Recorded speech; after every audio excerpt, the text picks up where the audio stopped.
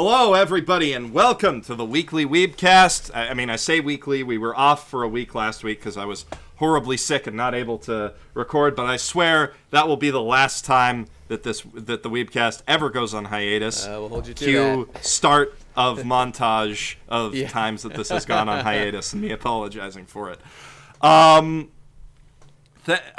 Today we are going to be talking about Naruto because I put out a Naruto video earlier, and I want to get more link backs to that so that I can make more CPM money on that sponsored video. Max CPM. Was that sponsored by Funimation or something? It was sponsored by Naruto Online, cool. which is a cool video game you can play on Facebook and your computer and stuff, where you can play Naruto stuff. Wow. Anyway, what link should I click on if I want to play this game, Jeff? Oh God. Description, please. Perhaps? Yeah, we'll put the link in the description. You pasted it down there. Okay. I'll click on that. I don't know about you, but I feel a need to click on it right now. That's just me, though. Woolie's bringing his super best friend cast shilling game to the table here. Impressive. They're good at that. Shilling in a game, son. It's a lifestyle. Damn straight. So today I am joined by Woolie Woolz, the lesser black otaku. I'll take it. You know, I mean, we had Brennan Williams on, so I have to differentiate you guys. And also, as always, my co-host, Nate Bestman. Nate, the best guy ever. What's up, everybody? And for the first time ever, the fantastic Flip Anime, who is a anime YouTuber in his own right, and the guy who edits a lot of my list videos and stuff like that. Really, really fantastic, talented editor. Flip Anime, why don't you say hi to the people? Konnichiwa, everybody. Finally, Jeff has allowed me to come out of his mother's basement from editing videos, and now I'm here. Started from the bottom, now we're here, baby. Right? Okay. Yeah, that's like the general. That's the general black thing. Yeah. So Jeff's mother's basement has a basement where you edit. Oh yeah, right. Got it. It's more of an oubliette, but you know. What the heck is that? Look it up. Oubliette. I will. Oubliette. They're they're not nice things, but hey, they're where the editors work. So yeah, today we're going to be discussing Naruto and just sort of giving our thoughts on the show as a phenomenon and the show as an actual work of creative fiction. For the most part, talking about where we dropped it. Not me, baby. I made it all the way. I'm the only man to make it in the world who made it all the way to the end. Reading, of course, because who in God's green earth would watch the entire Naruto anime? Not this guy. Made it through the manga. Well, more than satisfied with myself. Apparently, there's an 80-episode Naruto Kai fan project. That's excellent. I don't suppose you're familiar with what's it called? It's like One Piece. There's a version of that for One Piece that I've checked out a few times. It's like one.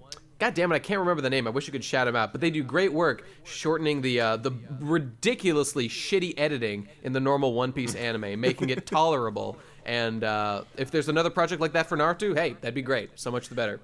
Yeah, I have most of Naruto Kai downloaded, not opened or watched, but it's there. for when you get back in. It's to keep me in line. It's to keep me, on notice. Naruto is the greatest anime ever. Have you heard that German opening? Like, Naruto. Like, you can't beat that. Sasuke is like really cool, man. You can't deny it. Sakura, the beautiful. Naruto is it's like an experience in itself. It's not just something you can watch. If you get into Naruto, you have to like become a ninja, a shinobi. And that's true. Yes. When as I'm talking about it, I'm wearing my Naruto headband. Oh, I've got mine in the other room. I'm gonna put it on. I want to go right now and get some ramen, but I don't want to leave. But maybe I don't know. I can get some. I'm gonna break or whatever. But anyway, I've got that. It's all about the experience when you're doing Naruto. Like when you hear an opening, you just have to break out into a run, like just running all across the street and whatnot. But I put mine Naruto. on, just so you know, I'm legit. I'm wearing it right now. Yo, let's go. Headband boys. Let's do Yell it. fighting dreamers at the top of your lungs while you run with your hands back. Yeah. Exactly. Hands back all the time. Exactly. Watching elementary school kids do the Naruto arm back run has been my favorite thing for 20 fucking years since Naruto. That was me, dude. Like when I first watched Naruto, that was literally me. Like all the kids would like beat. I used to try to like get into fights with people by like slamming my hands together and seeing what worked. See, I was always more of a Kamehameha kind of guy. Oh so yeah, for sure. I would definitely like be into that. You say elementary school, but I went to college where a guy Oh boy, in see, college those are the guys that took it up to like the next level. Yeah. at the martial arts club tried no. to actually fight by running like that, saying that he knew ninjutsu, and he went to fight a boxer, and he got his clock cleaned. So did he attempt to actually pull off any jutsu? Did he do the hand signs? You know, he talked up a big game about him knowing ninjutsu. A taijutsu specialist, like, obviously. This guy. Okay, sure, dude. And like people would spar at the martial arts club, and then he ran at the guy with his head sticking out, and oh boy. the guy knocked him in the jaw, and that was that. Yeah. You know. There's something about anime characters taking on boxers that just never ends well. Like when famous anime character Bart Gunn took on Butterbean.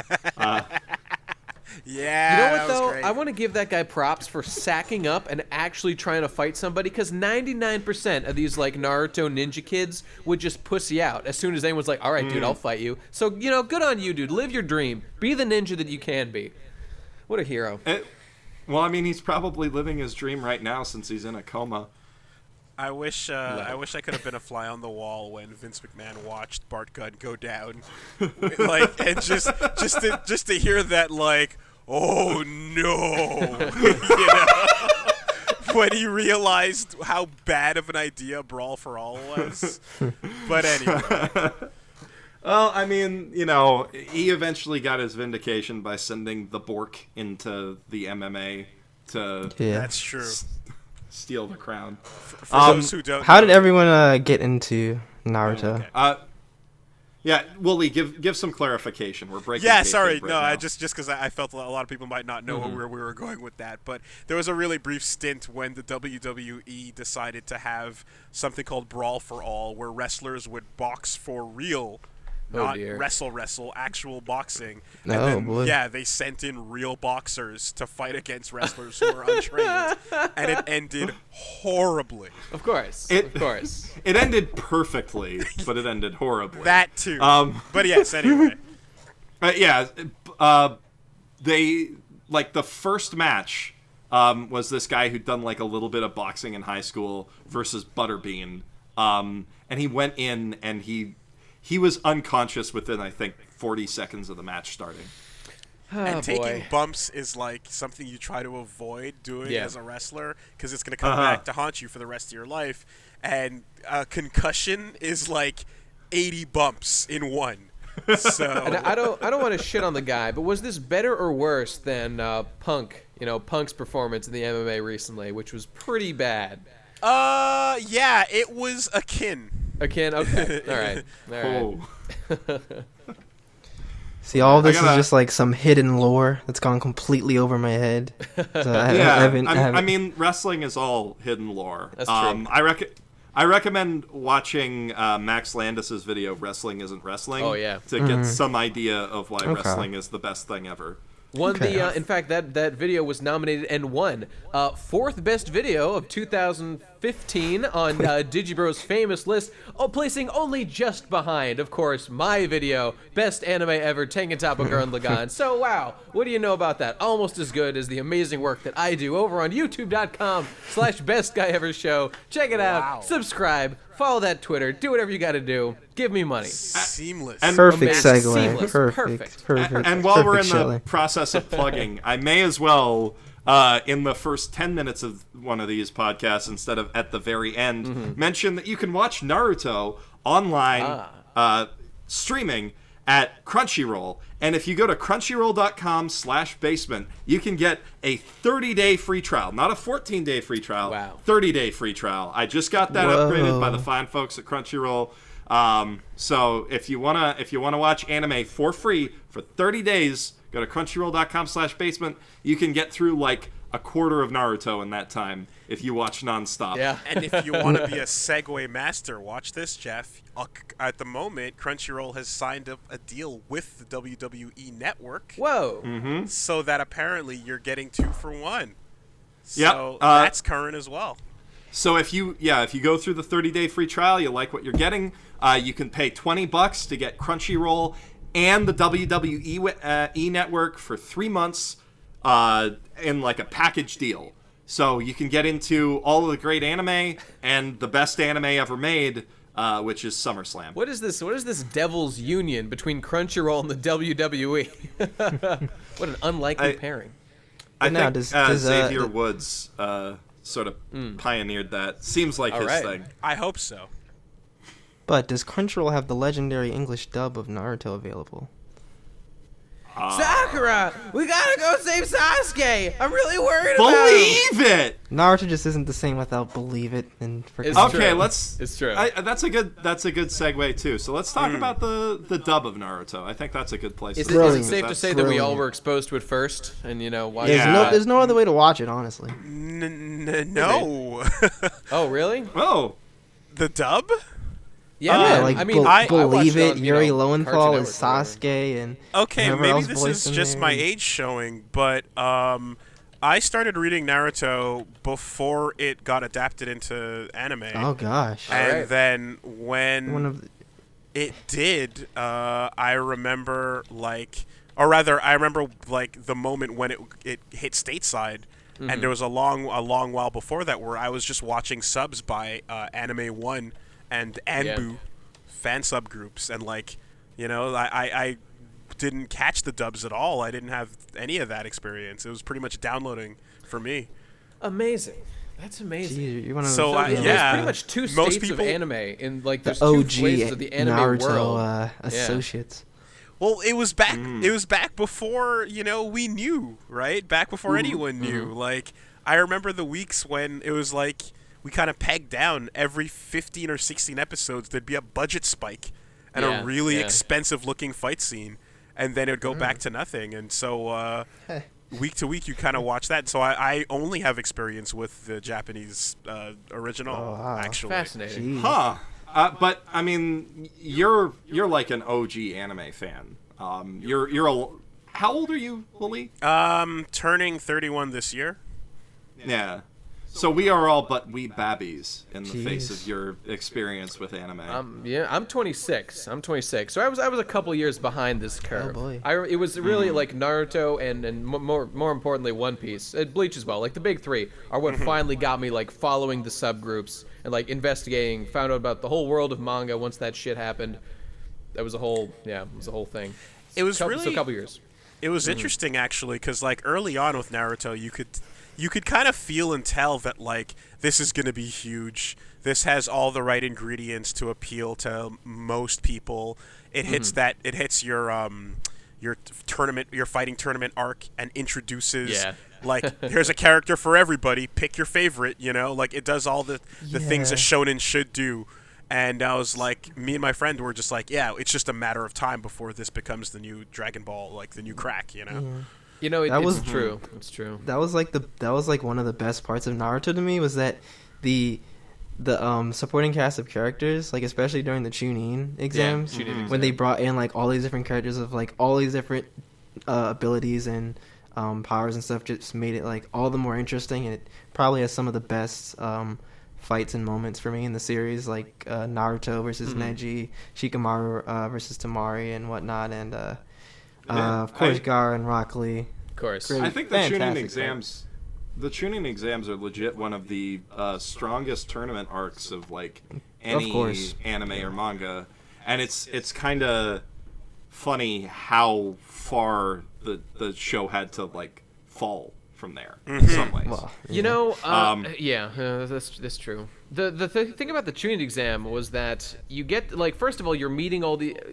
I don't actually think of it that as fondly as you guys do, because I've gone out and I've read a lot of different shonen manga after Naruto and One Piece and Bleach and that kind of stuff that got me into it, and I've realized that, I mean, to me, it kind of just seems par for the course. When Exactly. I compare it to Yes. Yeah, I mean, and that's what people want. They want, a consumable, understandable thing where you're getting, of course, like a bunch of new characters with interesting new powers, and we're seeing like our character overcome a major trial. Our main character Naruto, he has put in all the time developing. It wasn't the Rasengan at some point. It was the summoning of the big Toad Man was like the big thing that was happening, and tapping into control the Kyuubi. Yeah. So like this whole thing, tournament arcs are so perfect for crystallizing what makes shonen anime great. Which is, assembling a big cast, watching our guy power up, that kind of stuff. So it was absolutely effective in that, and it had cool powers like Rock Lee's lack of ninjutsu, but taijutsu focus, Gaara and his sand control, and it was really spooky. All that stuff was really good. Shikamaru's shadow control, which is like two of my favorite fights. Shikamaru, one of the Shikamaru. unfortunately least spotlighted characters in the series, much to my chagrin. He was the best one. Like, he was like cool. His fight against Tamari was like the coolest thing in the series, and it never happens again. I think no, you're totally run out of ideas. You're totally right in that it's very par for the course to kind of throw a fighting tournament in there, and it gets you introduced to exactly like you said, a whole bunch of characters right away. But after you see a lot of these in a lot of different shows, you kind of like you're kind of like, it's a device, it's a device. Right. I like when if something like sort of subverts that expectation, it would be nice, But at the same time, even though I was feeling that while I was watching it, you hit stuff like Rock Lee versus Gaara, and you're like, oh my god, what just happened? This animation is incredible. This fight is nuts. The music is crazy. Everything's going at 11. At least at the time, when I was young and having fun with it, and like it's a great fight without a doubt. Yeah, and that hype and the fun of that sort of erases like the whole like this is tropey, but it's fine, There's nothing wrong with tropes, of course. It's just if it gets boring, that's a problem. But this wasn't boring at all. I think it uses the trope like correctly, and like I mean it's when I say I think it's one of the strongest tournament arcs, I mean that in terms of like being a pure, like not trying to break the mold tournament arc. Sure. Yeah. Okay. Right? Like, I mean, on a scale from many of the Dragon Ball tournaments up to the Dark tournament in Yu Yu Hakusho. Yeah, I was going to mention that one. I wanted to point that out as one of my favorites. Yeah. Really or good, close to it. Like, it ranks pretty high on that scale. Because it's got some really good fights and some good continuity between the fights, like I highlighted in my Naruto video, which you can check out at the link in the description. I highlighted in my Naruto video in the Shikamaru fight between him and Tamari, even though that has some terrible dialogue where he's like talking about, I have to fight a girl. It sucks having to fight a girl. That was awesome. That was so relatable. I mean, I guess he is 12. A character being sexist, by the way, can be a perfectly interesting character. He doesn't. Not everyone has to be a goody two shoes all the time. Yeah, like he's like a total like little shit, but he's cool. Yeah, I guess he is 12, so that's like yeah, she's got relatable. Cooties, dude. She's got cooties. But it's just one of those things where it's like, it could have been about different stuff than that. But the main thing is in that fight, like he utilizes a tiny element of the ending of the Neji versus Naruto fight. By the way, yes, it's Neji. I was saying Negi is a meme. Right, yeah, you got called out. Yeah, but yeah, I got called out a lot. That's like half the comments. But comment's a comment. Got you, you dumb idiots. Make the world go around, people. Make the world go around. But yeah, it utilizes the tunnel that Naruto used to win his fight against Neji, and like both of these characters have been like observing each other's fights, so it brings like a continuity into the arc that you don't get with a lot of more mediocre Shonen Tournament arcs. Yeah. And then the other thing that I like about the Chunin exams is that they set up a lot of future conflicts for the story. Right. And like future arcs. Like the Chunin exams escalate directly into the first sort of confrontation with Gaara and the first hinting at the Jinchuriki, I want to say. Jinchuriki. Yep, that's the word. Yeah, like that's the first hint at that part of the storyline.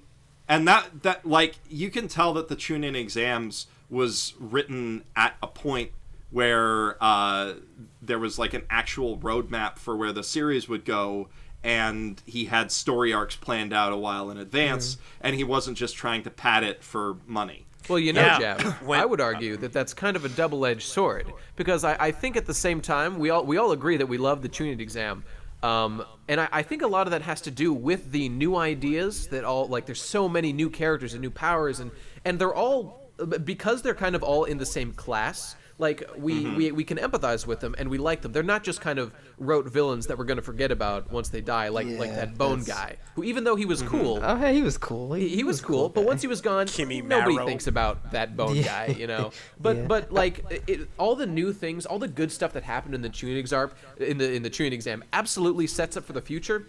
To me, the problem starts to start there with the fact that Naruto doesn't really...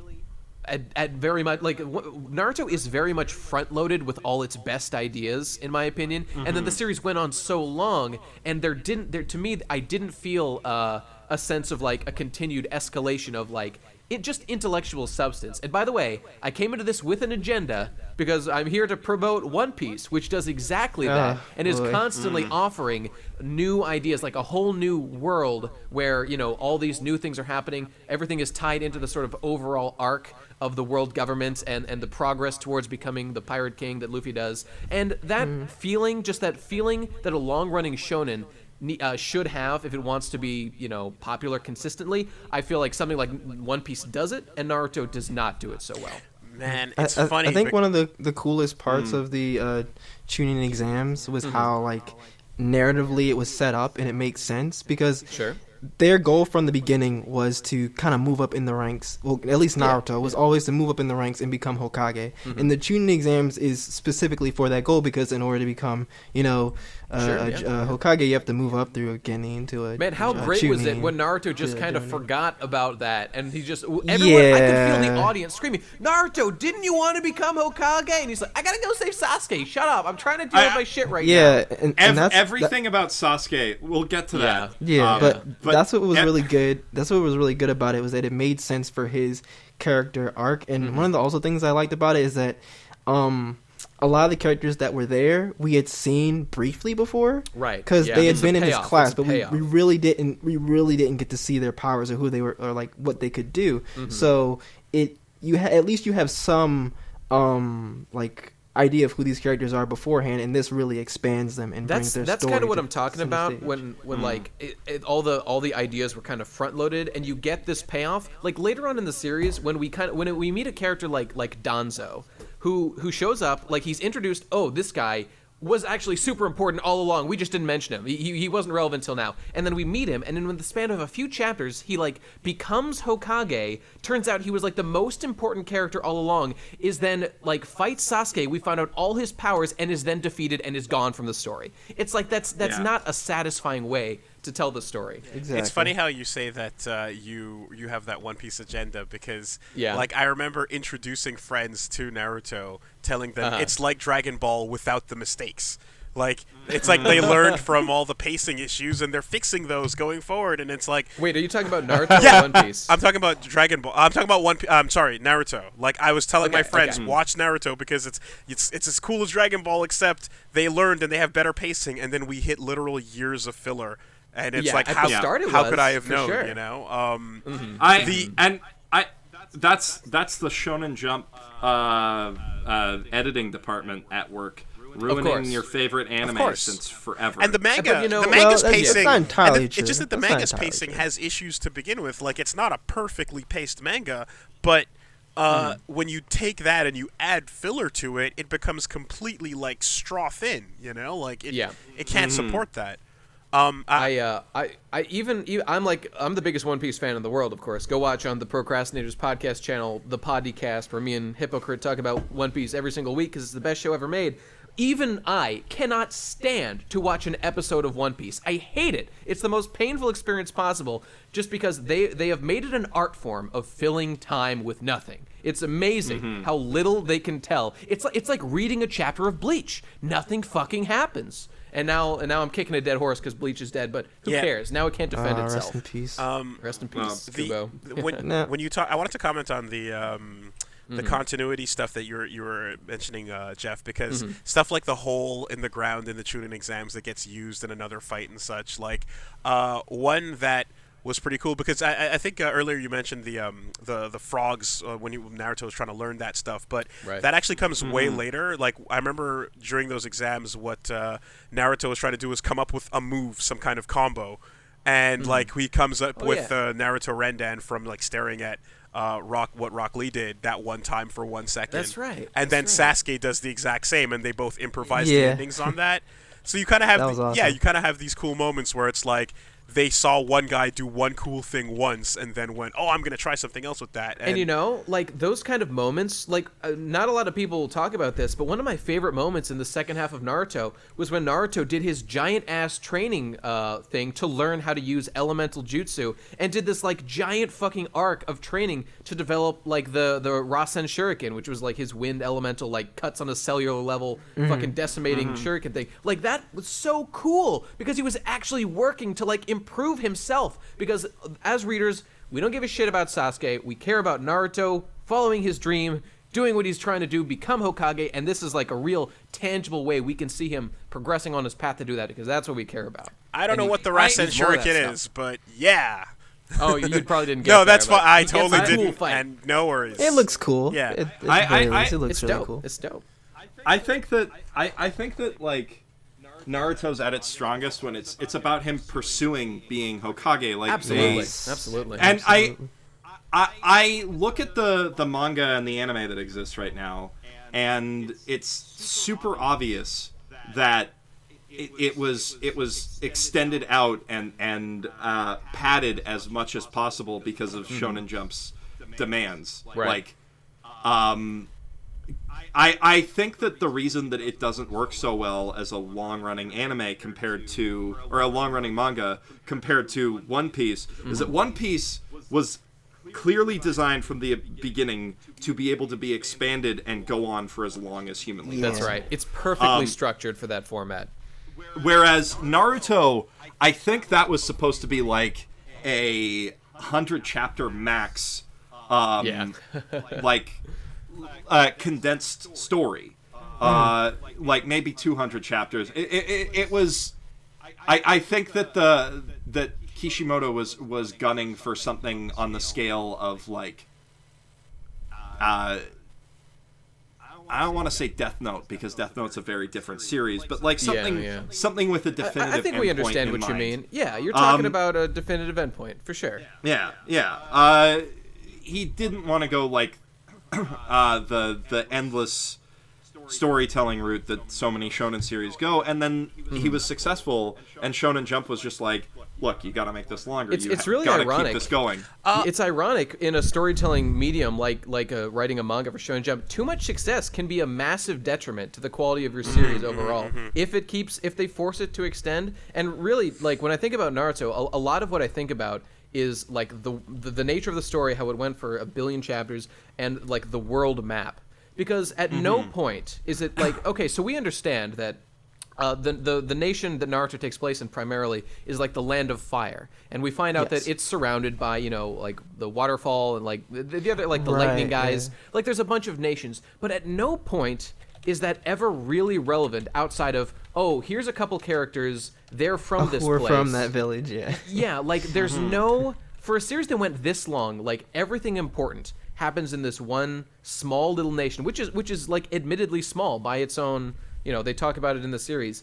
And if you compare that to something just like One Piece has this great gift. I'm not saying that is necessarily like Oda planned out everything perfectly. So I'm not trying to say Kishimoto is like worse. It's just that the way that it was built, like there's no way to go from having like everything take place in the Land of Fire. Whereas One Piece, you just go to a new island. And some people would argue that that's kind of like samey, but I've made videos talking about how ridiculous that is. It's a great strength for a series like One Piece that has gone on for this long. To me, they went to like the land of rice cakes and tea. Those are fun. Go ahead. To me, I find that Naruto. I mean, certainly it's nice that he has a goal and it's to become Hokage, but I don't find that's when it's at its strongest necessarily. In my opinion, Naruto's at its strongest when two very specialized, very specific characters with a limited rule set on what they can and can't do have to fight each other and like outsmart each other in a very specific way.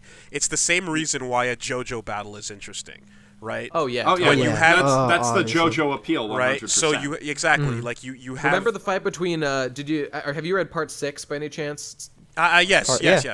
I read part 6 the fight between Whitesnake or Enrico Pucci and Jolene in the swamp when she's trying to get back her father's disc. Yeah. I could talk about a million of them. I'm a huge fan of JoJo, but you're absolutely right. Those kinds of fights where there are strictly enforced rules and like they follow a logical progression in order to win. Oh, they're the best. Exactly. And Naruto definitely does them well. You know, and that's it. And like, and in each case, like, and you kind of get that showcase in, you know, whenever they introduce a batch of new characters that have a theme type, a certain type of power.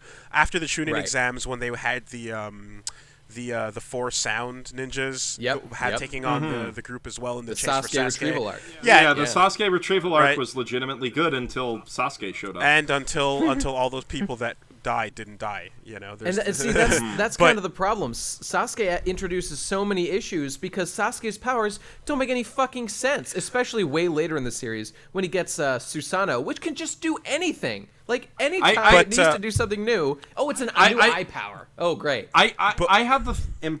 Sorry, no, I was just gonna, because I was going somewhere with that. What I was gonna say is that where I was going with that is that the thing with having these super niche specific things, and you mentioned that JoJo fight. The fight I would mention would be like Ndul versus Jotaro in the desert, where blind man with water right has to take on Stan that has to be close to you. Lava. Yeah, you've got these very hyper specific things like that kind of fight.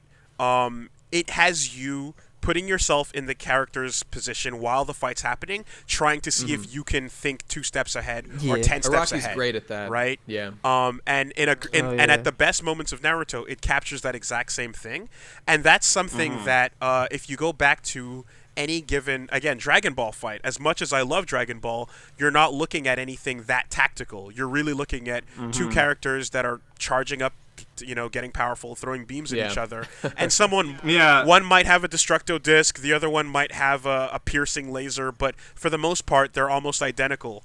And you're not getting that level of... I mean, it was a big meme for a long time. Like, why doesn't everyone just use fucking Destructo disc? You'll kill him in one hit. Stop charging for 10 episodes and fucking cut him in half. Like, Solar Flare Destructo disc is the strongest ultimate combination. Combo. Solar Flare. I'm surprised it isn't used as much, considering how tactically valuable it is. But they figured something out, though, where you want to have these characters that you want to put yourself in their mindset and try to think about how you can exploit the rules to win here. You know, and that's a fun thought exercise. And I think like DBZ hits that with its minor fights. Like the Ginyu Force is a really fun side arc. Oh yeah. Whenever it's not like a big villain, they can actually have fun with how they're fought. Yeah, that's the thing. It's kind of spectacle creep causes problems with. And as much as Majin Buu sucks from like a story perspective, I can turn people into candy power. Is actually kind of fun when they play around with it, but.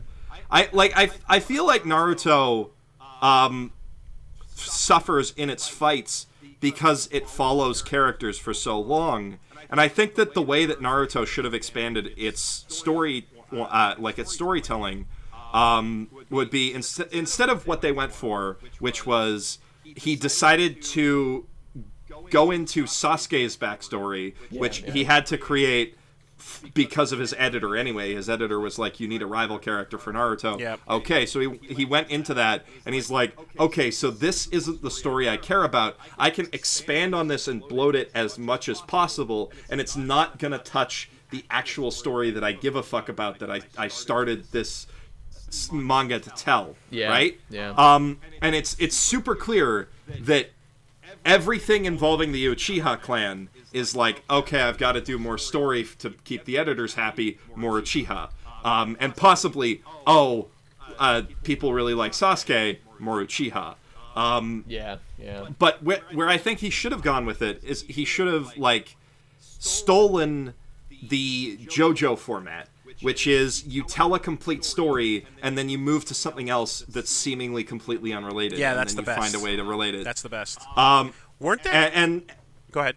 What? I was gonna ask about the about the popularity stuff. Wasn't there actually contests where they'd see what characters were most popular based on Shonen Jump? they did. And then that would affect some of the way the writing was handled. Well, That sort of thing is unavoidable So I was since told they do anyway. popularity I contests remember anyway. for Dragon Ball, they had a popularity poll nearing the end of the Cell Saga, and apparently Gohan was the most popular. So a lot of rumors are going around that was the reason why Gohan was originally supposed to be the protagonist of the Buu Saga. But from what we know, he had planned it to be Toriyama. Toriyama, yeah, couldn't remember. Toriyama wanted it to be that way, but he said that Gohan was unsuited for the role. Now, hang on, Yeah. because I was under the impression that he was a big proponent of having Gohan take over as main character, and it was his editor who stopped him from doing that.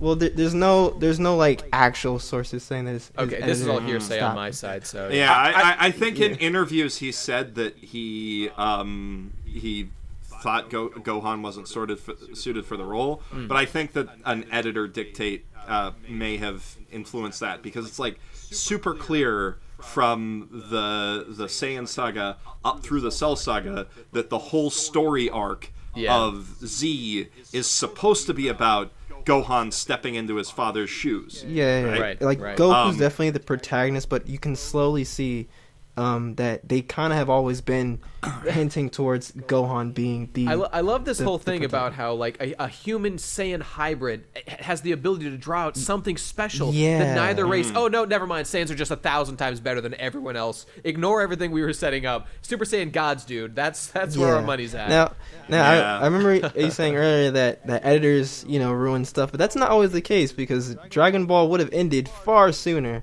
if it wasn't for a mixture of popularity and editors and stuff like that. We never would have gotten Gohan and Super Saiyan and Future Trunks and whatnot. Yeah, I mean, just awesome characters. Like Z is a lot of fun. I don't think anybody regrets that Z exists, but I also don't think that anybody will deny that classic original Dragon Ball is better written. Yeah, pretty much. That's pretty much universally agreed upon, as I understand it. I think Dragon Ball is really good, but I think one of the things I like that Z does that we've seen in some other shows as well. But one of the things I like that it did was it kind of showed a character. It showed someone, because Goku was the protagonist, but in Z we got to see his son, and we got to see him grow up through the entire series. And I thought that was a really interesting aspect, and I like that passing of the torch cool. in the android in the Cell He Saga. took that torch right back for the Buu Saga and lit it up. I love the Buu Saga, but it ruins everything. I cut you off, Jeff, in talking about what Kishimoto's ultimate goal was, and so put a bookmark there because I want you to get back to that. But I think I'd say that Dragon Ball is a better written adventure because it's trying to be an adventure. For sure. Dragon Ball Z is not trying to be an adventure. It's trying to be it's an action. It's about defending the home turf. Actually, it's about protecting the world, and so they both have different goals in that regard. So I feel like the writing is suited for what its goals are, but I'd say the pacing of the original Dragon Ball is way better than Z for sure.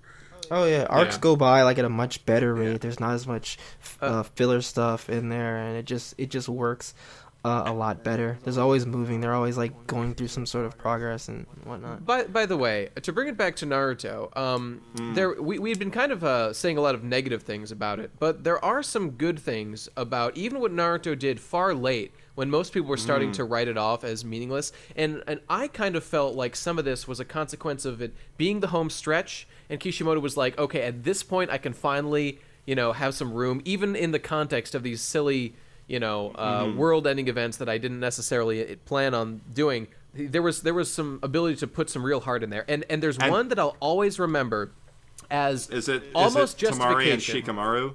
No. And Shikamaru? No. Well, first of all, that makes me happy. There's the fact Naruto that and Hinata made me extremely happy. the best girl never wins, and Hinata fucking won, and that's the greatest feeling in the world. I will in my darkest days, I'll be able to look back and say, you know what, Hinata fucking won, and it'll make me happy. It'll bring joy. But that's actually not what I was gonna say. I think this is even better, and it's a very small moment, but it really.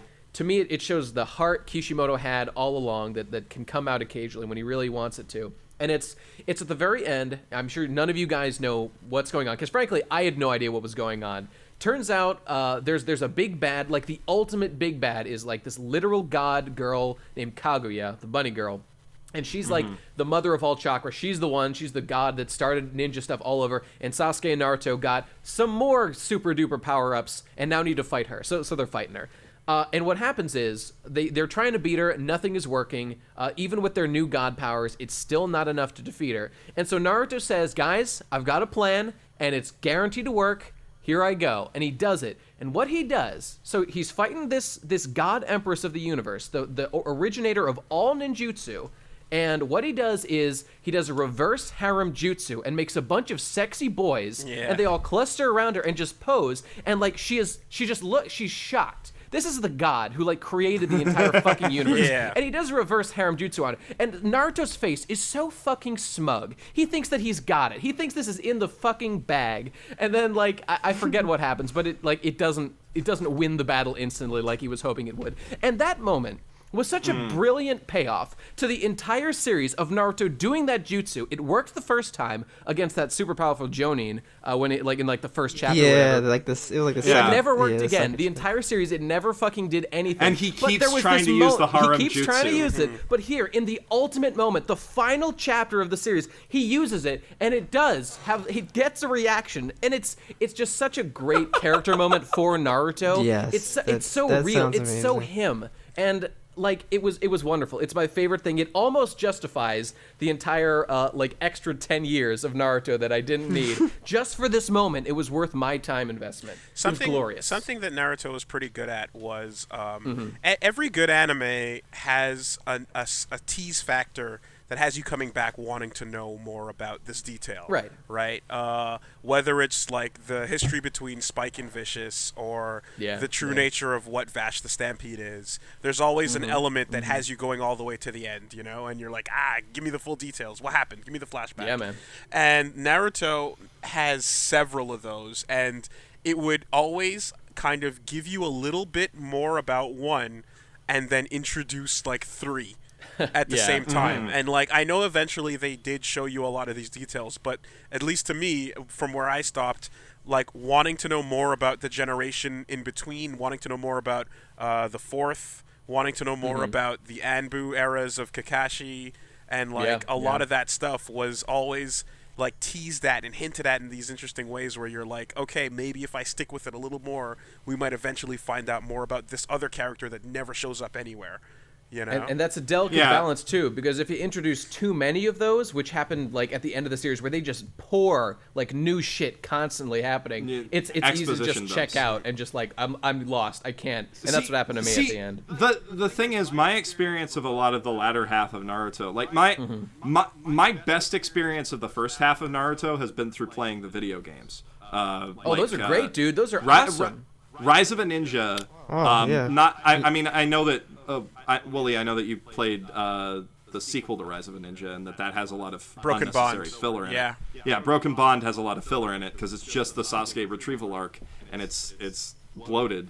But like Rise of a Ninja is a really good way to experience that story. Ultimate Ninja Storm is a surprisingly good way to. Ninja Storm is so dope, dude. Some of the best like I think they really had an influence on Kishimoto because those guys making those games were really pushing Hinata and Naruto by like giving them team attacks and shit. It was awesome. Yeah, but the thing is, like, those games are great, and those are the best way to experience animation like, is the dope. The first half of that story. Uzumaki Chronicles, the best of them all. Yeah, but. How I experienced the latter half of Naruto, or a lot of it, was just reading wiki articles, and not necessarily reading wiki articles about what happens in the story, but just like getting absorbed in reading lore details on the Naruto wiki. Which, I mean, that sounds like a nerdy thing, but like I always loved listening to the codex entries in Mass Effect, and like Naruto has some good ass lore. Naruto has some interesting world building throughout, and that's I don't know if there's a payoff to that like they actually give you everything.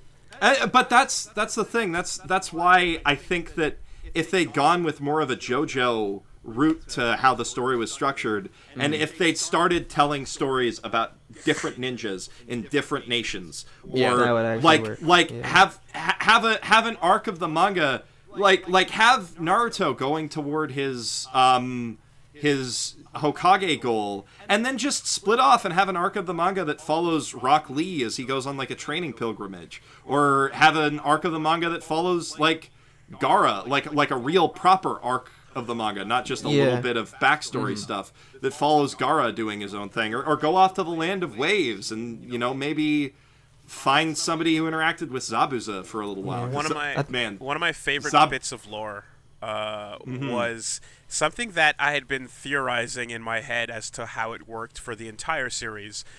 Just the exact nature of jutsu and like the signs and how you summon things, right? Like, and then I remember, like, right near the point where I stopped reading, actually, they had a chapter where it's like where Sai is like the replacement team member, the new commander of Team 7 or whatever. Exactly, and you have this chapter where they basically explain to you exactly how chakra works, how it flows through your body, what the point of doing the hand symbols is, and like how it brings about different elements, and I was like, this is exactly what I thought it was in my head.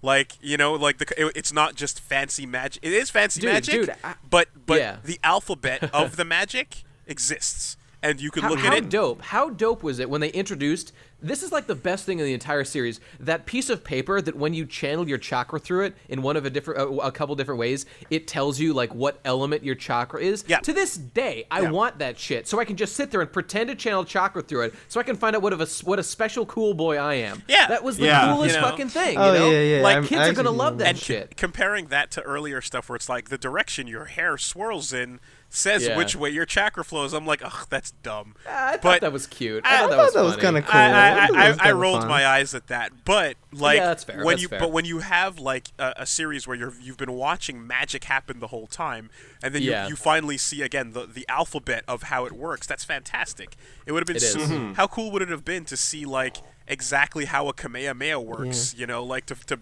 dissect it. That would have been great. Yeah, that's how Naruto really worked well, is that you never got the feeling that Naruto was the only one out here doing things on an adventure of some sort. Like, because there's so many different lands with all these different backstories, like Zabuza and whatnot have like their own stories. And then, for better or worse, Sasuke had his own kind of backstory to him too. So there was all these different characters that they could have explored and gone more into, and they could have had little side stories that dealt with what they were going through. And even the other guys who had the tailed demons in them, like they also could have got focus of a series. Yeah, you like instead of having them all wrapped up in the plot of the Akatsuki and whatever, all of them could have had like their own series about them. Really, like if you had like a different show about a different Jinchuriki, not necessarily Gaara, but like Killer B in his rap career. Yeah, there's so much fodder there for exploring different storylines, and I think it's kind of a shame that they ended up focusing on the same characters for so long that those characters completely lost any sense of real forward progression as characters, and B, the thing that made the show interesting the show and the manga interesting at first, which was that they had these ridiculously specific powers that they had to work with and work around in order to fight. If you want to see a pure moment of like something strong about Naruto, like affecting people that don't give a crap about it, in Naruto: The Broken Bond, we played through it on our channel. on Super Best Friends Play. So there's myself and there's my friend Matt and my friend Pat who are playing it all together. We all totally forgot about the way things sometimes escalate ridiculously without any warning. And there's a great moment where the whole time you know about the Akatsuki, or rather you kind of know about Itachi and you hear about how dangerous he is and stuff, whatever. And like you don't even have a moment before like suddenly you go home one day, like Naruto goes home after a normal adventure. Yeah. He's chilling in his motel. And then I remember knock at the door. Yeah, and you open it up, and there's this motherfucker just looking at you. You're like, everything serious and super deadly about the show is standing right here at your door, and you can listen to all three of us crap our pants. Just go, oh my god, I forgot about how sick that moment is, you know? Yeah. I remember watching that LP, and like that's probably my favorite moment of the whole LP is when you guys shit your pants about him showing up. We forgot. We totally forgot, you know? And Pat, who of course hates everything, he was engaged by that. Yeah, and like this is all after a point where, you know, like we stopped caring. We don't give a crap anymore. But like there it is, you know, you get these moments of like something that's mysterious coming back, you know? It's funny because we were talking earlier about how like, you know, there's shades of Yu Yu Hakusho and other shows where there was like kind of like a fighting tournament and an introduction of a lot of characters. One thing that I never really see Naruto getting compared to, but it reminds me so strongly of, is an old show called Flame of Recca. Does that ring a bell at all? It was a show about ninja kids that had elemental powers fighting each other. You know, and I feel like that sort of did some similar things, but ultimately kind of fell into the pure shonen tropes as well, and didn't sort of do enough uniquely for it to stand out. I think Flame of Recca hurt itself a lot by being set in the real world, because one of the things that makes Naruto so cool is that the fact that there are ninjas with magic powers totally changed how that society was built up. Yeah. You know? Yeah.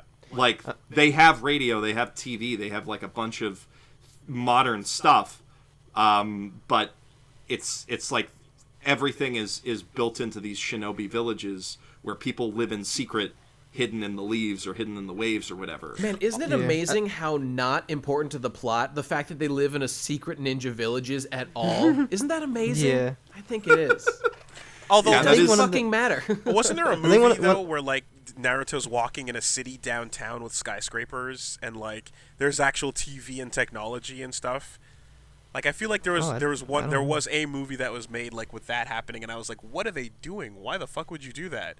Yeah, I don't know. I'm a little not certain about like the status of the technology in Naruto, because like at the very end of the series, after, you know, I'm talking about like the real end, after like a 10-year time skip and when he has like kids and shit, like at the like one of the very last shots you see is like it pans up and you see like a city with skyscrapers on the horizon. So like, was that always there? I assume not. So where's the technological point of Naruto? I don't know. I mean, it definitely would be like a nifty... I think a lot of points of comparison can be drawn between Harry Potter and Naruto in terms of like... Oh, yeah. Like, I mean, in terms of how the characters are structured, you've got the snake villain...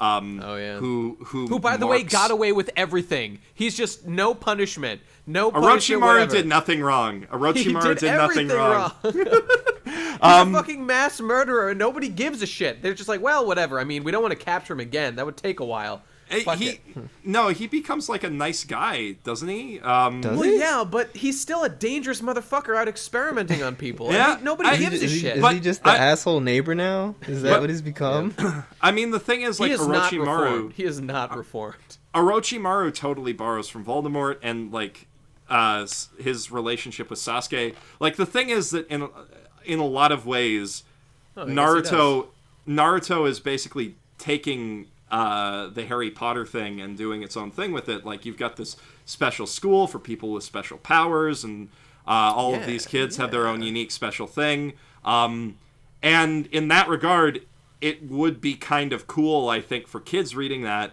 if it was implied that those hidden ninja villages existed at the fringes of our actual society, but that also kind of ruins the lore of the world itself. A little bit.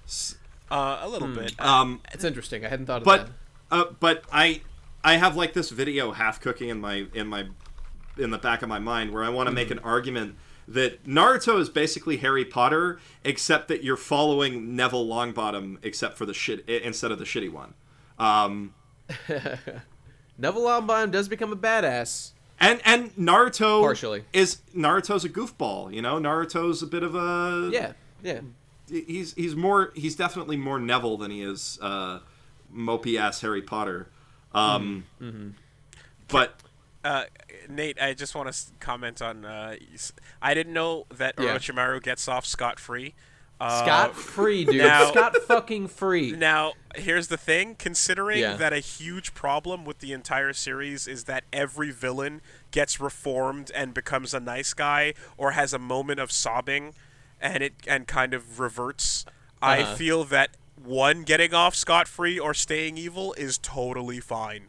Yeah, but you know what? Those other genocide mass murderers, like, they were a big deal. But if there's just one that slipped through the cracks, we can live with that. That's reasonable. I mean, dude, like, Come on, dude. Listen to what you're saying. You've been indoctrinated. Don't let him control your mind. I'm just saying this is some genjutsu going on in you right now. Every villain, every single villain in that series, at some point, that up to the point that I saw, at least, would be a huge not just be like a big bad guy, but like would be pretty much evil.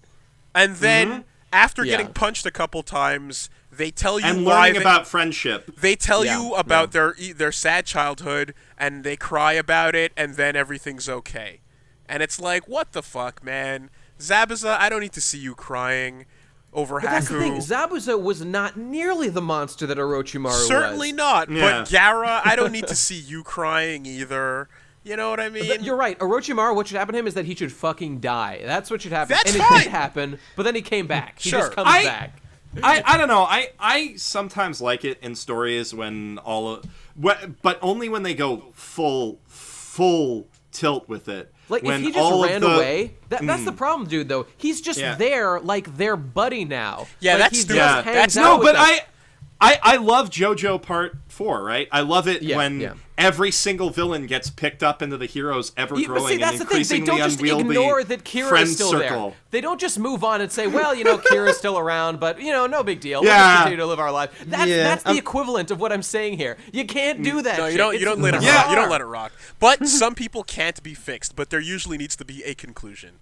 That's right. You need to have someone who can't be fixed. They forgot he was a bad guy. They just forgot. Kishimoto doesn't remember.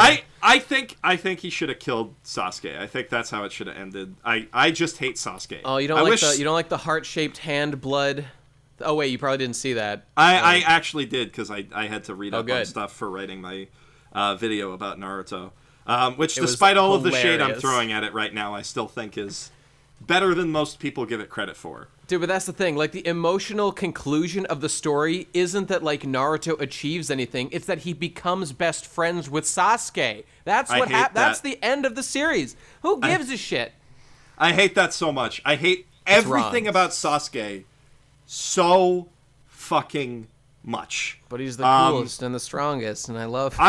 Sasuke is the biggest Mary Sue of any character in popular anime. I mean, I'm including Ichigo, Kurosaki, and Kirito in that. I hate Sasuke. That's crazy. Well, that's crazy because, I mean, as bad as he is, Ichigo is literally taken from the real world and brought into a new one. That's the most Mary Sue thing you can do. That's pretty true. It's true. That is a very Mary Sue thing, but if you stack up all the stuff that is going on with Sasuke, every single plot point in the series revolves around Sasuke. Every single one. Oh, after a point, that's absolutely true. You can feel the shift.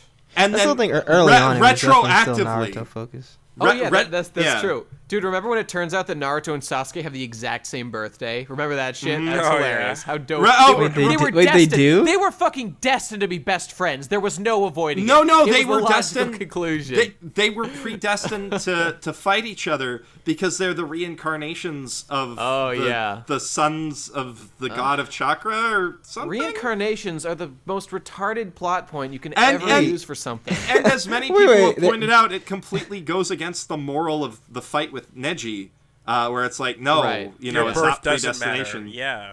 Dude, Yeah. dude, Wait, the whole thing they about were born on the Naruto same day, and they're reincarnations of some of chakra ancient guy? brothers who are the sons of the Sage of Six Paths. That's 100% true. That's 100% true. I mean, the point I left off that boy. was still a Yeah. point where Sasuke and his boy. family were pretty strong and relatively important, but they weren't the end-all, be-all. So it was pretty shocking to me to find out that, like, the Sharingan was everything, and It's it was everything, all dude. about that. Like, I was pretty, like, ugh Yeah. at that.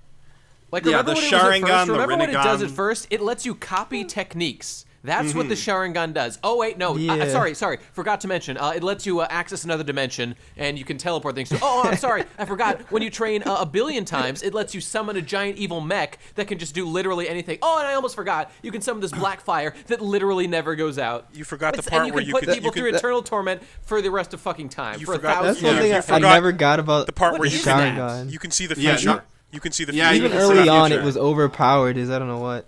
It's so silly. It's so silly. So like, the Sharingan gets so bloated, but originally there were a bunch of different eye powers, and they each did something kind of useful, right? Byakugan was Byakugan. amazing. Yeah, the Byakugan that was the so best cool one. because it's You could just see like, in 360 degrees. Like, Yeah. yeah, that's a really cool and useful power.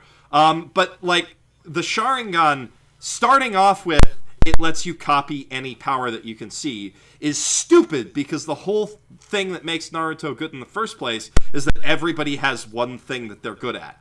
I wouldn't have minded if it was just like one character, like just Kakashi. Just Kakashi, yeah. Well, If he like that was his special thing. His special thing. Yeah, was he could- Kakashi being that badass is cool. Yeah, like 'cause one of the he's, like- coolest things is when like he was copying like all of Zabuza's hand signs. That's as what I'm he was about doing to the say. water dragon. Yeah, man. Yeah, Yeah. well, Yeah. So the awesome. reason why copying I thought was really clever and really cool because initially you're just like, oh yeah, it lets you do whatever the other guy's doing and stuff. But then when you see, I think it's in that final the final fight before they jump into the time jump where Sasuke Right. goes to he gets the third pip, and you see from his point of view he sees Naruto doing things before he does them. Then I took that, right, and went, okay, that's what you see with 3 pips. What Kakashi was seeing fighting Zabuza was the hand symbol that Zabuza was about to do before he did it. Sure, that makes sense. So he yeah. didn't just copy. He didn't just copy. He was seeing it and doing what he saw the next sign was, you know? Yeah. So it's actually just like information. It's not like That's a a nice mirror. little Yeah. You know? What's great Yeah. about that is, and this is a huge problem that a lot of shonen run into, is that there was such power creep, and like they needed Sasuke to be like super powerful to fight, you know, just because like we can't have them be as strong as they always are because it won't feel like we're getting anywhere. We need people to be able to blow up mountains and, you know, fucking fight a billion ninjas at once. So like the only thing Sasuke had was he had his lightning blade. Okay, that's cool. You can, you know, kill one dude with that. But they had to just come up with ways to give him all these other crazy powers. And the only thing he had that was special about him was the Sharingan. So there was just no choice but to add, you know, if that's the way they wanted More to go. Sharingan powers. Yeah, you know, just do Yeah, that shit. and I think that's one of the ways I enjoyed JoJo is that they, I guess a few times they did get some powers for them, but for the most part they got more powerful because they learned how to use their power more.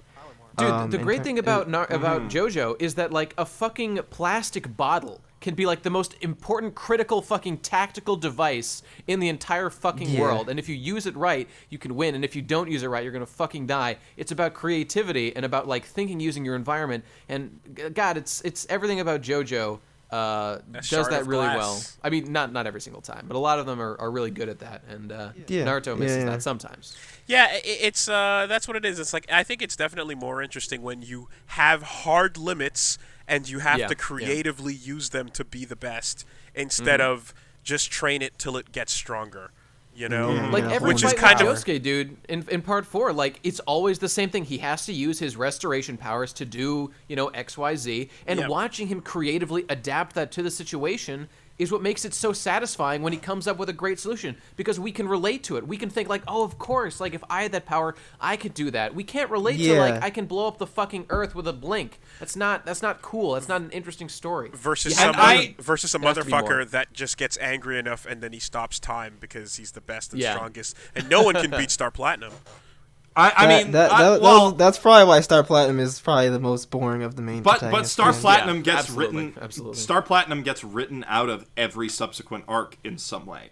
Yeah, like, he just gets the shit kicked out of him, or he's just not there when. He works better. I think Jotaro works better as a mentor character anyway, as opposed to the main protagonist. And Jotaro, Jotaro really only gets to time stop in that fight with Dio, which is hype. That's a hype fight. Of course, it's one of the greatest. And then he sort of gets scaled back, and like by part 6, they literally write him into a coma so that so that he can't time stop his way through everything, because and even that had flaws, because he could only do it for a couple seconds, and it slowly stopped his heart every time he did it. And I think Jotaro is the least interesting JoJo protagonist. Interesting, absolutely. I think he grows. I think he gets a lot more depth in later parts, especially with his totally interaction disagree. with Really? I think when he becomes a dad, he's a little bit more interesting. He's a shitty dad. A really shitty bad dad. One. Yeah. I mean, because he would be, as would most heroes. All Joestars would be bad fathers.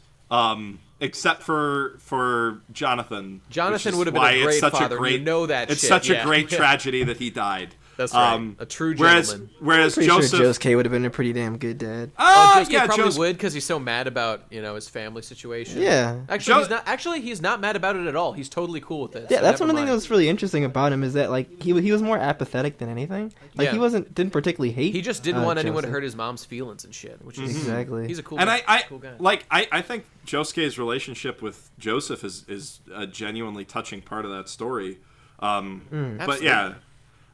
But going back to power usage specifically, I think once Araki had a handle on what stands should be, he stopped writing that power creep into the story and tried to avoid that as much as possible. It's great. He really adapted. You saw the results of his learning in Steel Ball Run.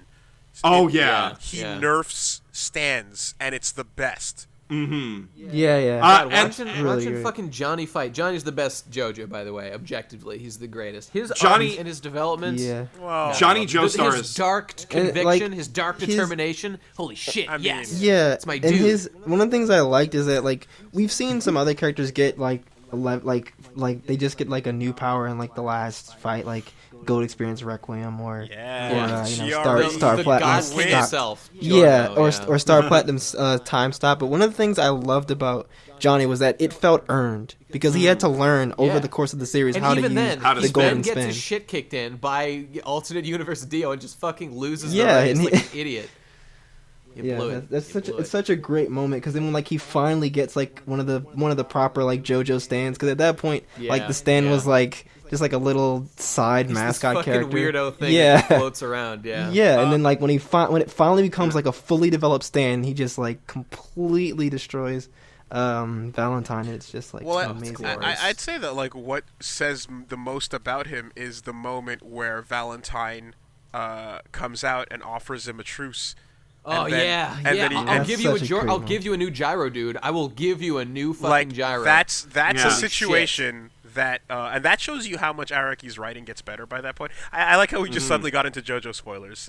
But you always get into JoJo spoilers. Spoiler alert, everybody! But it's like too late now. He already said alternate world Dio, so it's like if you got past that, you're fucked. I mean, alternate world Dio isn't really like a plot spoiler. It's more of a fan service spoiler. For the end of Steel Ball. That is the worst Dio probably. But like no other JoJo got a moment of like, all right, test your ethics. Test your fucking ethics as a character. God, but we ever since like the moment way before when he was fighting Axl Rowe, when he was fighting the Civil War stand, and like, or I think it was actually a little bit before that, when like someone was trying to steal the the corpse part, and he was holding it, and he was willing to destroy it, to like lose his chance at ever regaining his legs, just to prevent whoever was trying to steal it from taking him, because he will not walk backward. He will only walk forward, no matter what fucking bridges he has to burn. Oh, he's such a fucking badass. I love Johnny Joestar so much. Yeah. He's even willing to shoot himself in the head. He did it, man. I love that fucking panel. I have to shoot myself in the head. It's a great like one panel. Reaction panel to whatever's going on. But yeah. Anyway, Naruto's cool. Naruto spoilers, because that's what we should be talking about. This is just the shonen cast. Just change the name. It's pretty much the shonen cast, yeah. Yeah, I mean, the thing is that, like, when you talk about Naruto, you inevitably end up going into talking about other shonen anime, because those points of comparison are sort of the most interesting thing about it. Is it safe to say that in the West, Naruto is probably the most popular of all time? Has it beaten, DBZ? I don't know. I don't think culturally it's all beaten time. DBZ. Yeah. No, I don't think so. DBZ just had a huge impact on. Yeah, I think now that Naruto is over, I think Naruto will fade from mass consciousness more and more. And I mean, DBZ has to an extent, but I don't think it's going anywhere nearly as fast as Naruto. No. And I think a lot of it probably has to do with the fact that people just gave up on Naruto after a while. And I think part of it also has to do with the fact that DBZ got revived. So it kind of had some time to. Yeah. It kind of had some time to like fade out a little bit, and then now like after everyone's like kind of grown up and everything, like, oh wow, DBZ's back. Also, but I mean, anime mainstream is not like cultural mainstream, right? Whatchamacallit, Spirited Away became culturally mainstream. Akira and Ghost in the Shell became culturally mainstream. I don't think Ghost in the Shell was mainstream until this movie, but I guess now it is. Ghost in the Shell, like, that inspired. That's a film. The same category as that's a film Akira. buff thing. That inspired Hollywood. Like that inspired the totally Matrix. True. That's totally true. That directly inspired the Matrix. So like that's true. Which we're not really going to be saying. Were you saying like about culturally? Right. Do you mean that like it had an impact on the industry, or it had just an effect on like culture as a whole? I guess both. I mean that like sure. anime fans are not anime fans, like moviegoers regular heard about it, possibly saw it in theaters, when it was released, because it was like some of the first stuff that came over here, Ghost in the. I mean, yeah, and in terms of that, let's be real here. Naruto, Dragon Ball Z, One Piece combined are never going to surpass Pokemon.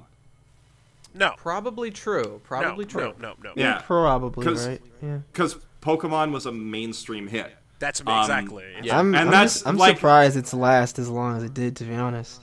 And I mean, Dragon it's still Ball Z, incredibly big.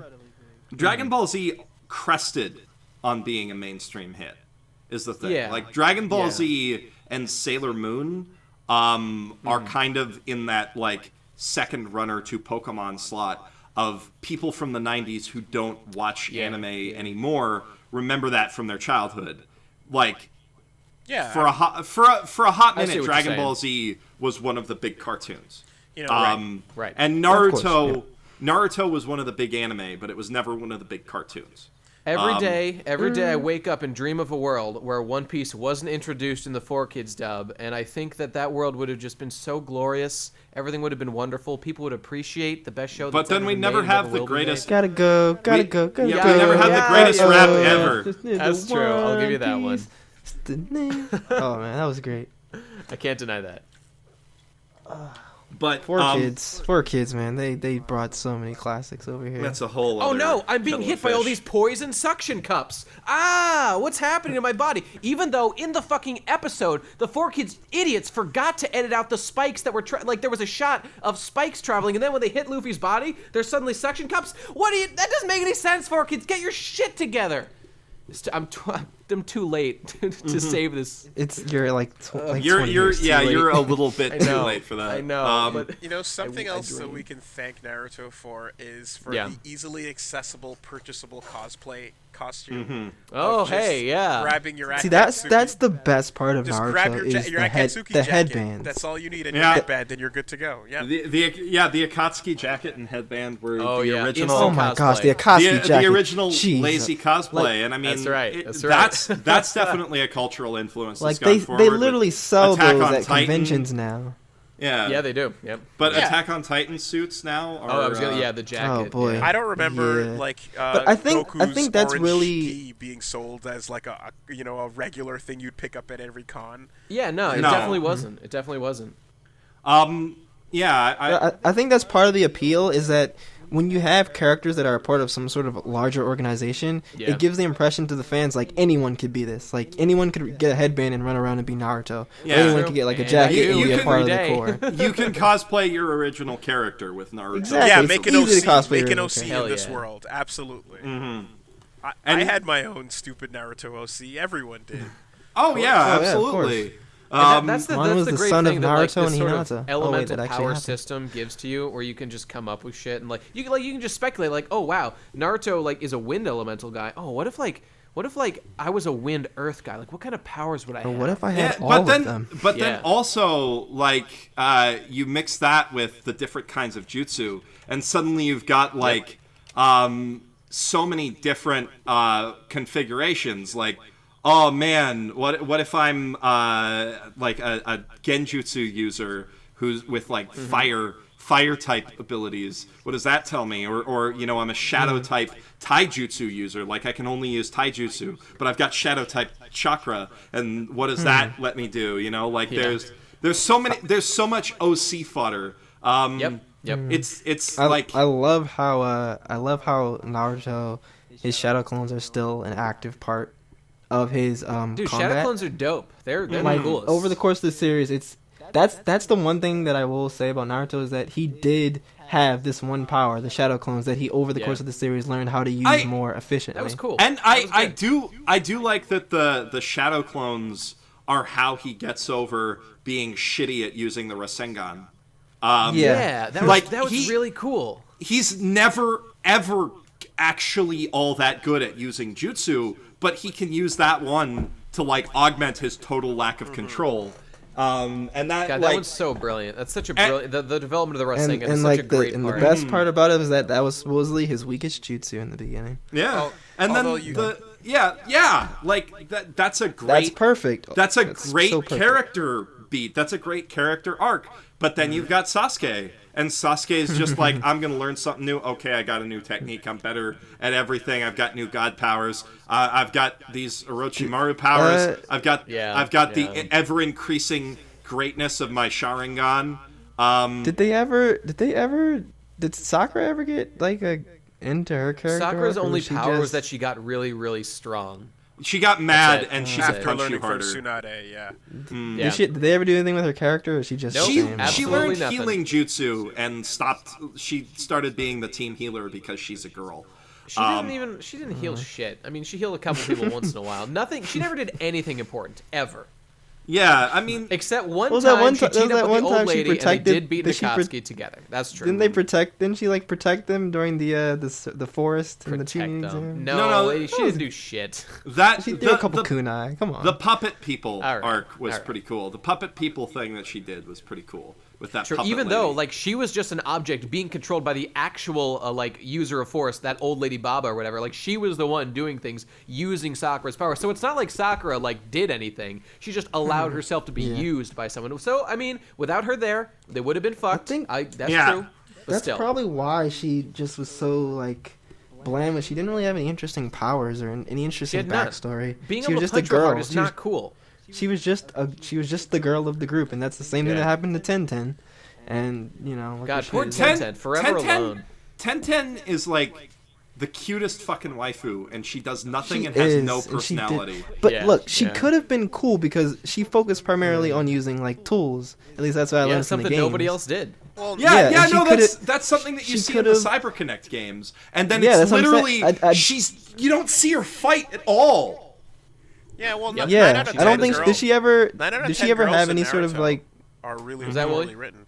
I was saying Oh, yeah. 9 out of 10 girls in Naruto are really poorly written. You know, Only I mean, Hinata it's- is good. Tell me another good female character. only- There's Tamari. Tamari. Yeah, Tamari is good. Tamari, no, okay, come on. Tamari is not that great. Like, she's okay. She cares about Gaara. She likes, she gets in, develops a relationship with Shikamaru. That's okay, but really she's just kind of like a slightly annoyed lady. That's all she is. But she's tactical. Like, they explain how she's tactical, and they actually get into her thought process in her fight with For Shikamaru. one fight, that's Yeah, true. She does a little thinking. It's true. And speaking of the tactics, that's one of the way I think they could have made 1010 a really interesting character. Is she focuses on the kunais and other tools and stuff. That she could have been like a trap based character who used different Sure. tools and like paper bombs and stuff to trap enemies. Because I remember they actually did use a bit of that early on in the series, in terms of like setting paper bomb traps and like having like, I don't know, contraptions that would like shoot kunai at you if you like touch the string or whatever. But that could have been cool. You know, speaking of traps, I think probably the last emotionally impactful moment in Naruto for me was definitely I don't know if you guys got that far. I'm just gonna spoil this shit for you, but Azuma It doesn't matter. Azuma was the captain of Shikamaru, Ino, and Choji, and yeah. he fucking dies. And it's real sad. Oh, he killed, does? He's killed by an Akatsuki. He kind of gets some setup, illustrate that he's like actually a pretty important man. dude. And him and Naruto have a little thing. He fucking dies, and Shikamaru is deeply upset by this. And he takes up smoking like Azuma did. So he starts smoking only for a little while until the shit gets resolved. But he kind of Smoking is good. Do it, kids. smoking's Yeah. cool. It looks cool though. Smoking is a way to lessen the pain that you feel from your loved ones being dead. Whatever you can use. Hang on. Well, what he does okay. is like he kind of comes up with a vendetta against the guy who killed Azuma, and then he beats him in this really strategic, tactical, extremely Shikamaru type way, where like the guy he's fighting is literally invincible and will never die no matter what, because a literal god is keeping him alive no matter what happens to his body. So he just buries him like in this deep ass shrine and like Shikamaru clan holy lands, and just says, well, all right, me and my tribe will just like watch over you for eternity, make sure that you never get out of here. It's fucking that's one way. badass, and it's emotional pathos in a big fucking way, and it's a really well done arc in the second half. Shikamaru is So, a great character who's not used enough, and I think that's true of most of the early, like, everybody but Sasuke and Naruto from the Leaf Village. Like, I mean, people get pushed aside in a big Rock way. Lee was popular enough to have his own show where he gets plenty of screen time, but like Choji, great character, fun to watch him fight. Kiba, great character, fun to watch him fight. They needed more Kiba. He was cool. And like that's the thing. Like all of the going back to how all of the girls are kind of crappy. All of the boys got really interesting and cool fighting specialties. And I mean, Hinata had the Byakugan, like a weaker version of what Neji had, but that's cool because Neji was a bad guy, so it was okay for there to be somebody who had like the Neji light powers. And the Hinata Neji fight was dope as shit. It was because it was two people using the same style, so you got to see how you don't see that shit very often. So the occasional time you do see two people with the same powers, and like everyone expected Hinata to lose, so it was cool to see what she would do. It was a good moment. They both got to see which one was stronger. Shikamaru was my favorite character in the series, though. I definitely think more with him would have been good. Ino had a pretty cool power. Like, she could, like, control people, right? The possession technique. Wait, did thing. she? Yeah, that was cool. I see, the thing is, like, I completely forgot everything about Ino. I don't blame you. She could control. She could like take over your body. And Dude, the only time she ever did anything relevant at all was when she fought Sakura one-on-one, which, by the way, she was forced to do because it was a fucking tournament arc, which is why tournament arcs are great because they force these guys of confrontations. But I forgot. Didn't Sakura just win from like willpower or something? Sakura, did she even win? I don't even remember who fucking won that fight. She won. Yeah, I Sakura remember she won. won, but I forget how. It was some. It was because whatever inner Sakura beats her basically. Yeah, it was like some Oh, inner. yeah, her that inner. was the thing. I do think that is a nice little touch though, because that was something that had been established at that point. Was her But inner. what even is that? kinda Like, inner. what exactly is inner Sakura? Is that, I like, guess a that's her power? character. I mean, Yeah, I don't know. That's It like would her be- hidden persona. It would have been really cool if like they expanded on that and it was like That shit goes away. That shit never comes out and Shippuden.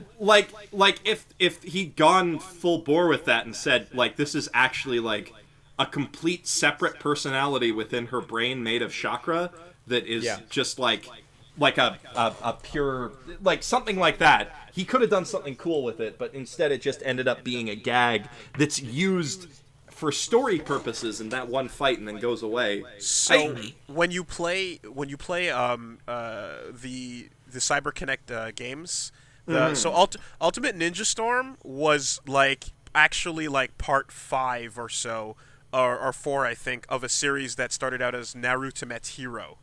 Yeah, which are Smash Bros. Clones up to exactly, that and like they eventually learned how to make a 3D fighter and then switched over to that series. But if you go back to the Naruto Met Hero games and you watch, they have these basically long, crazy cutscenes that are really action based, and you're DDRing in the corner while it's going on. And Sakura had no real special moves at the time, especially during the show. So what they did was all of her moves were she'd hit you, and then Inner Sakura would come out like a stand and beat you up. Yeah. Which would have been rad in the show, but instead it was just like... Well, there was like no justification for it. Like that wasn't something she could actually do. Like someone to stand. No, they had nothing to give her as a moveset. Right. So they did that. Man, it just wouldn't it have been cool if she had like a high amount of chakra and she was just like actually so crazy that her chakra lost control of itself. Like that would be that'd be cool. and wasn't could her, pummel the shit out of people. I think that would have been a cool character thing, but instead she was just like, oh, I'm a healer, whatever. But wasn't her like her main thing that she had over the others was like she had really good chakra control? Yes, and but the way that manifested ultimately in just her.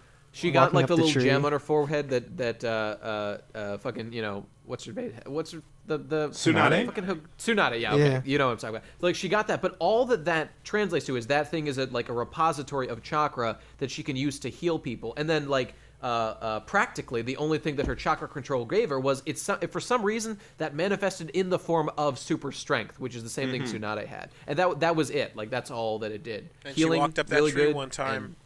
Before they did. That was the best part. Wait, what part? Like early on in the series, Sasuke and Naruto and Sakura have this challenge for chakra control where they have to walk up a tree. And like I think like both Naruto and Sasuke fail, and then like Sakura's like does it on like her first try because she has really good chakra control. That's her one moment. That's her one moment in the entire series. I miss them practicing like practical ninja shit like that. Oh yeah, I love that. One of the best things about Rise of the Ninja as a video game is that it actually goes through those arcs, and then you learn, oh, I can walk up trees. You learn that jutsu, you learn walk on water, and then you use those to expand your exploration, Metroidvania style. Oh, that sounds really that's interesting. pretty cool. And then in the Broken Bond, you just have those powers, and the whole escalation is kind of just not there.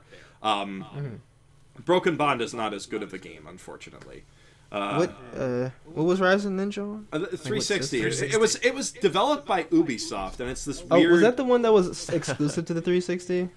I believe it was. Yeah, and that's probably why I never played it. It's kind of cool because it lets you actually like run around Konoha as like a mini sandbox. I think I played that one. And like it's an Assassin's Creed scale sandbox game. I think they might have actually used the Assassin's Creed engine for it. Yeah, that makes sense. Because or a modified version of it. And it interchanges between a sandbox game like that and doing sort of similar to the CyberConnect games fighting challenges, but not quite the same in JRPG style instanced battles. It was a lot of fun. I think that's cool because generally for shonen, fighting games are usually the way to go, whether it's 3D or 2D. But I actually do find it interesting when they try and go for some different genres, like RPG, like the Attack of the Saiyans on DS. Oh yeah, Dragon Ball game. Yeah, the Legacy of Goku. Yeah, and then the Legacy of Goku. Yeah, those are action RPGs, and those are awesome. I mean, Dragon Ball Xenoverse is a lot of fun for the ability to fly around that world. Dragon Ball Sagas could have been something good if they put even the most bare minimum effort. Yeah, because I mean, like fighting. Like I love fighting games, obviously. And obviously, Woolie, you love fighting games too.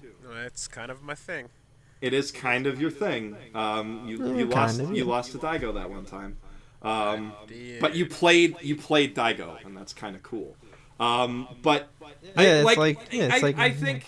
I think even you'd agree that while it's cool to do all those fights in JoJo, it would be pretty cool to actually go on like a level by level exploration adventure in that universe. Yeah, JoJo would lend itself pretty well to that. There was a fan-made game of a JoJo RPG.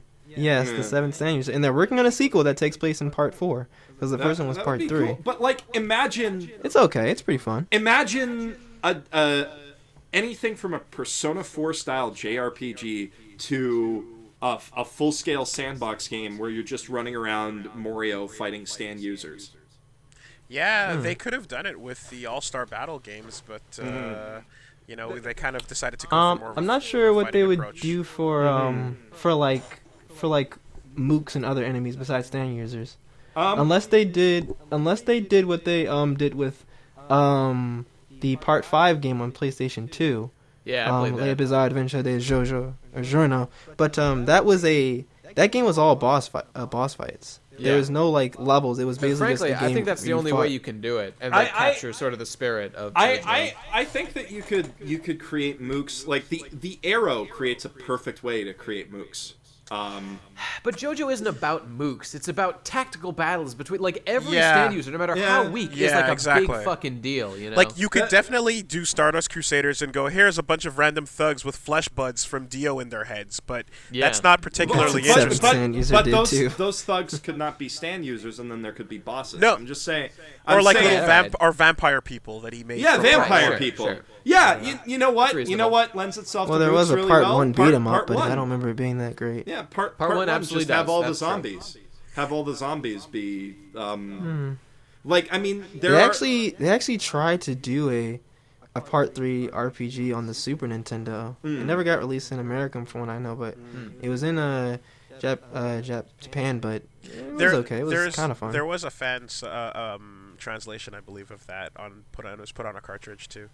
Was it? Yeah. Yeah. I tried playing it. It was fun, but like you said, it doesn't really.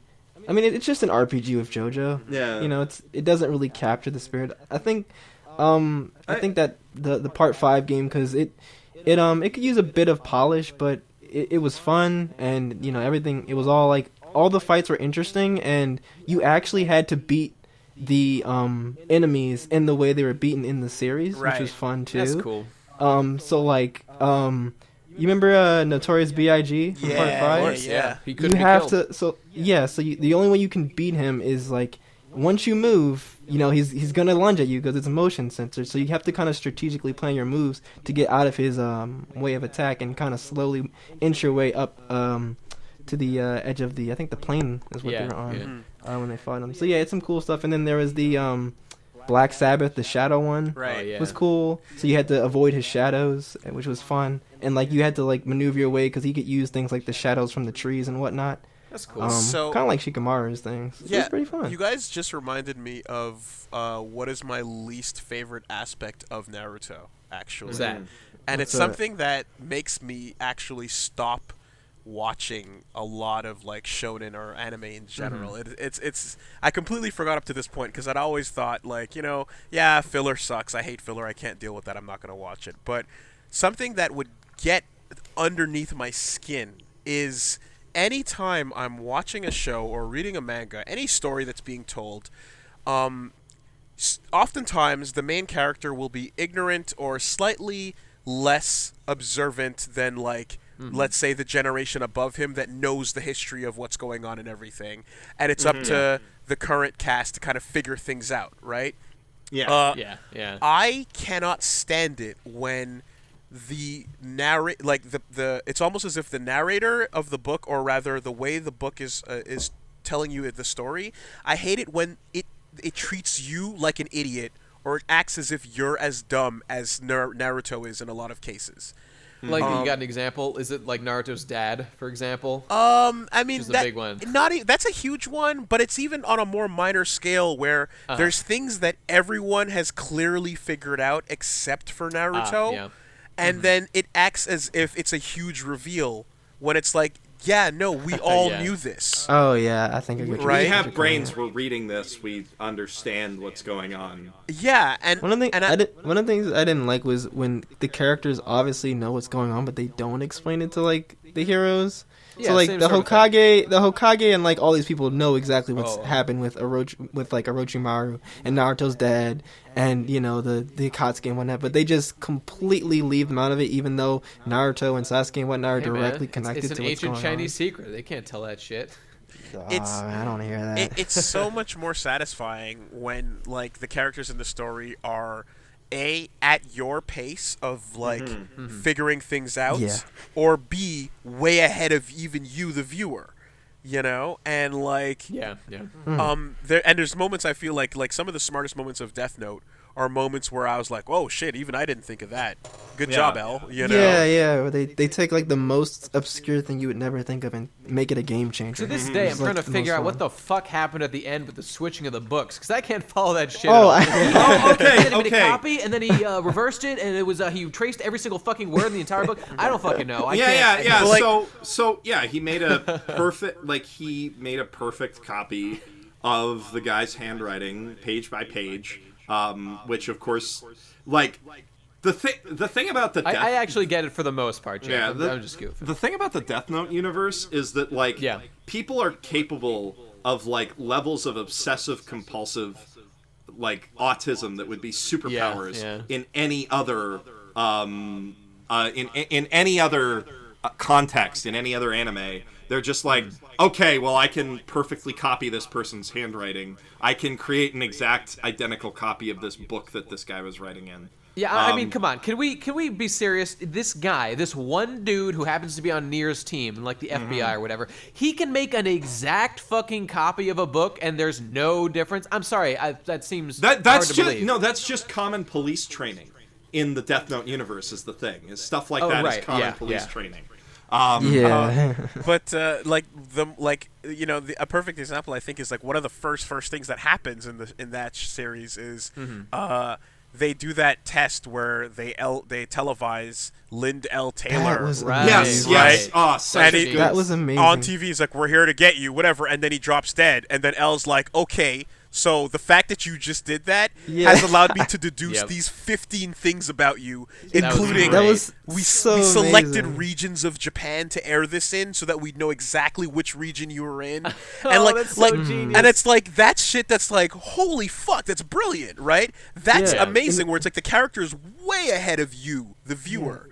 Naruto has like the complete opposite, where you're just like, he's on a lag that you're waiting for him to catch up, and you're like, I'm 15 chapters ahead of this moment, and he's going, oh my god, what? We love smart characters. It's like when Naruto figures out that like the fourth is his dad, and we're like, dude, it's been like 400 fucking chapters. We got this already. Stop being surprised. Look at him. Look at his fucking picture. And that's why I love fucking Shikamaru so much, is that he's a character who's like several pages ahead of you at any given time. In the fight with Tamari, he's thinking so many steps ahead, and she's like, oh shit, that hole in the ground, which you knew about. You see it in the background of those shots, but you forget about it. And like very well framed. He outthinks you, and Naruto is just outthought by you constantly, and that's the one unfortunate thing about him as a character. I like Naruto as a protagonist a lot more than I think that worked. I think they had a similar moment when they fought Zabuza and Sasuke threw that huge shuriken. But the shuriken was actually Naruto. And I thought that was really great because it takes this jutsu that you learn early on that they can transform into different things, but like over the course of the series, it kind of wades in and out of importance as they get new jutsu. But they use that one like classic jutsu that they knew, and they use it, and even then, like, their goal wasn't even to beat Zabuza, it was to free Kakashi. That sort of thing is way more satisfying than, like, learning a new ultimate death technique and using it, And then, like, there was actually a shuriken within the shadow of another shuriken. Like, that was just amazing. I wish that they'd done more stuff with Naruto's specialty being transforming, I wish they'd done more stuff with a lot of different things. That's the thing. Like a lot because he kept adding and piling shit on. There wasn't a chance to like flesh out the stuff that was already there and kind of add a richness to it, which just kind of leaves a sour taste in your mouth when all this stuff is like spoiled. It's just been ignored, and it's just an unsatisfying end creep. to a good, strong series. Speaking of a satisfying end, though, there is one thing about Naruto that, frankly, is the elephant in the room here. That is the greatest thing about Naruto that there ever has been. It's a wonderful thing that came as a consequence of Naruto, and it's all the fucking porn. It's all the Naruto porn. There's a big shout out to my boys at Naruhodo. They're the best circle. They make the best dojins. Shout out to my girl Shizune, Hinata, Anko, Tamari. What's her face? Tsunade. Best girls. Oh, and Samui, who was introduced way later in the series. Love the girls. There's great porn of them everywhere. Thank you, Naruto. I mean, especially thanks to Anko, because I think that she introduced. What was she fucking thinking wearing that shit? I think she introduced a lot of people to a fishnet fetish, and that's good for her. Good for Naruto. Wait, was she the Jonin that was ahead of the Yeah, The she exams, was like a sneaky dude or something. and Chunin exams, yeah. Yeah. Just give it time, and the Overwatch porn will take over. yeah. Overwatch already took over. It's insane. Overwatch It's has taken ridiculous. over. But like, for sure.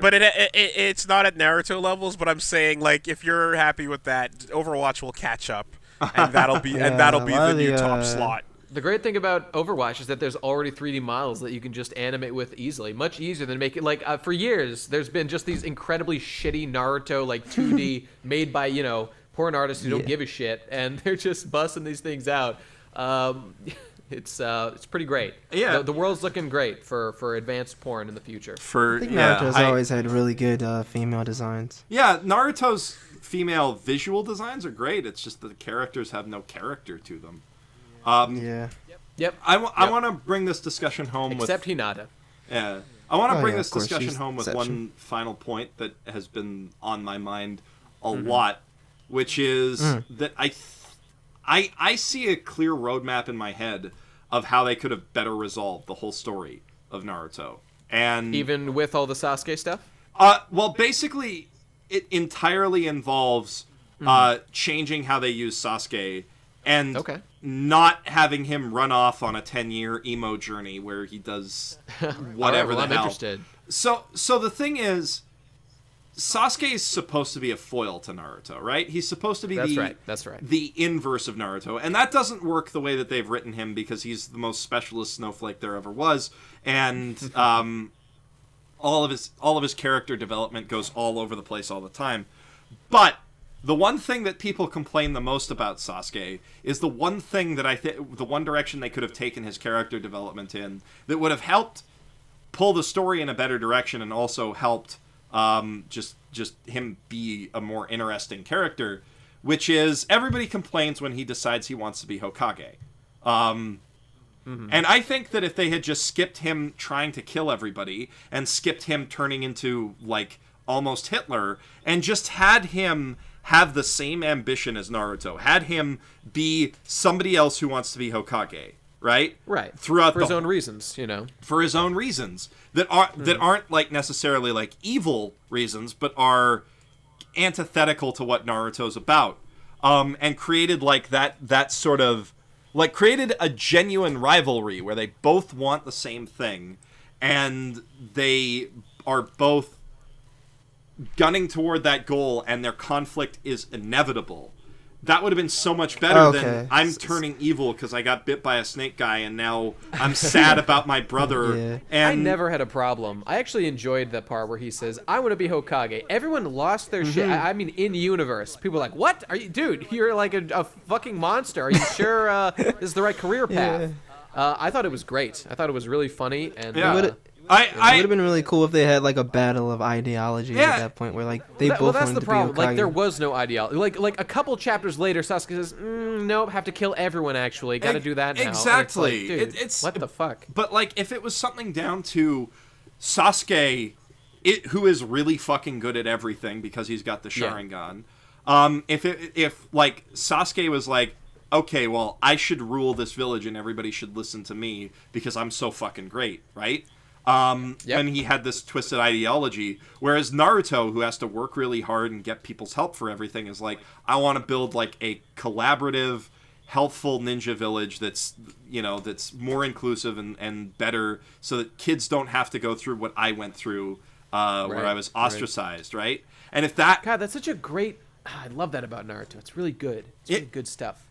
Like, he comes from such a good place, and it hit the post-final time skip thing where he's a dad and he's Hokage. It ends in a really good place in that sense, because that's really emotionally satisfying. But, like... Hey, by the way, gotta shout out. You know my agenda here. One Piece on the like on the last page. There's on the Hokage statues. There's a fucking One Piece logo that Kishimoto put there because he loves Oda, and he's shouting out to his boy who's continuing the fire of the shonen. One Piece for life. All right. It's in Naruto. He put it in Naruto. That's insane. Okay, so moving forward. There you go. There you go. But Jeff, that's how you would fix Naruto?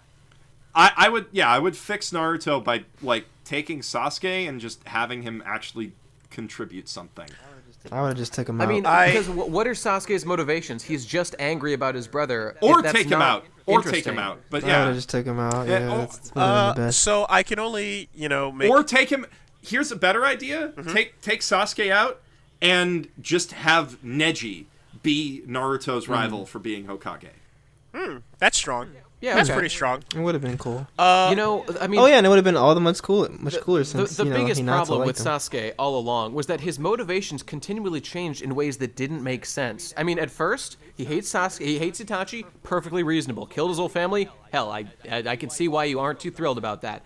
But it's in the second half, after he's, done his thing where he's joined up with Orochimaru, where he finds out the truth about Itachi and how Itachi, was forced to wipe out the whole clan, and because Itachi's whole deal was that the Uchihas were planning to massacre the Hidden Leaf village, and were going to kill everyone and take over. And Itachi chose to kill his own family because he thought it was the right thing to do, and it wasn't right for the Uchiha to destroy the rest of the village. And Sasuke's conclusion from that is that he needs to then kill everyone who, innocent people who didn't do this because they carry the sins of their fathers who forced Itachi to do that. So like Naruto deserves to die because the guys who were in charge of the Hidden Leaf village forced Itachi to, through the situation to kill all the Uchihas. Like that's not the right conclusion to draw. That's and really then when dumb Itachi logic. comes back to life and talks to Sasuke, he says, "Dude, this is wrong. What are you doing? That happens I told you not to do this." God, wow. It's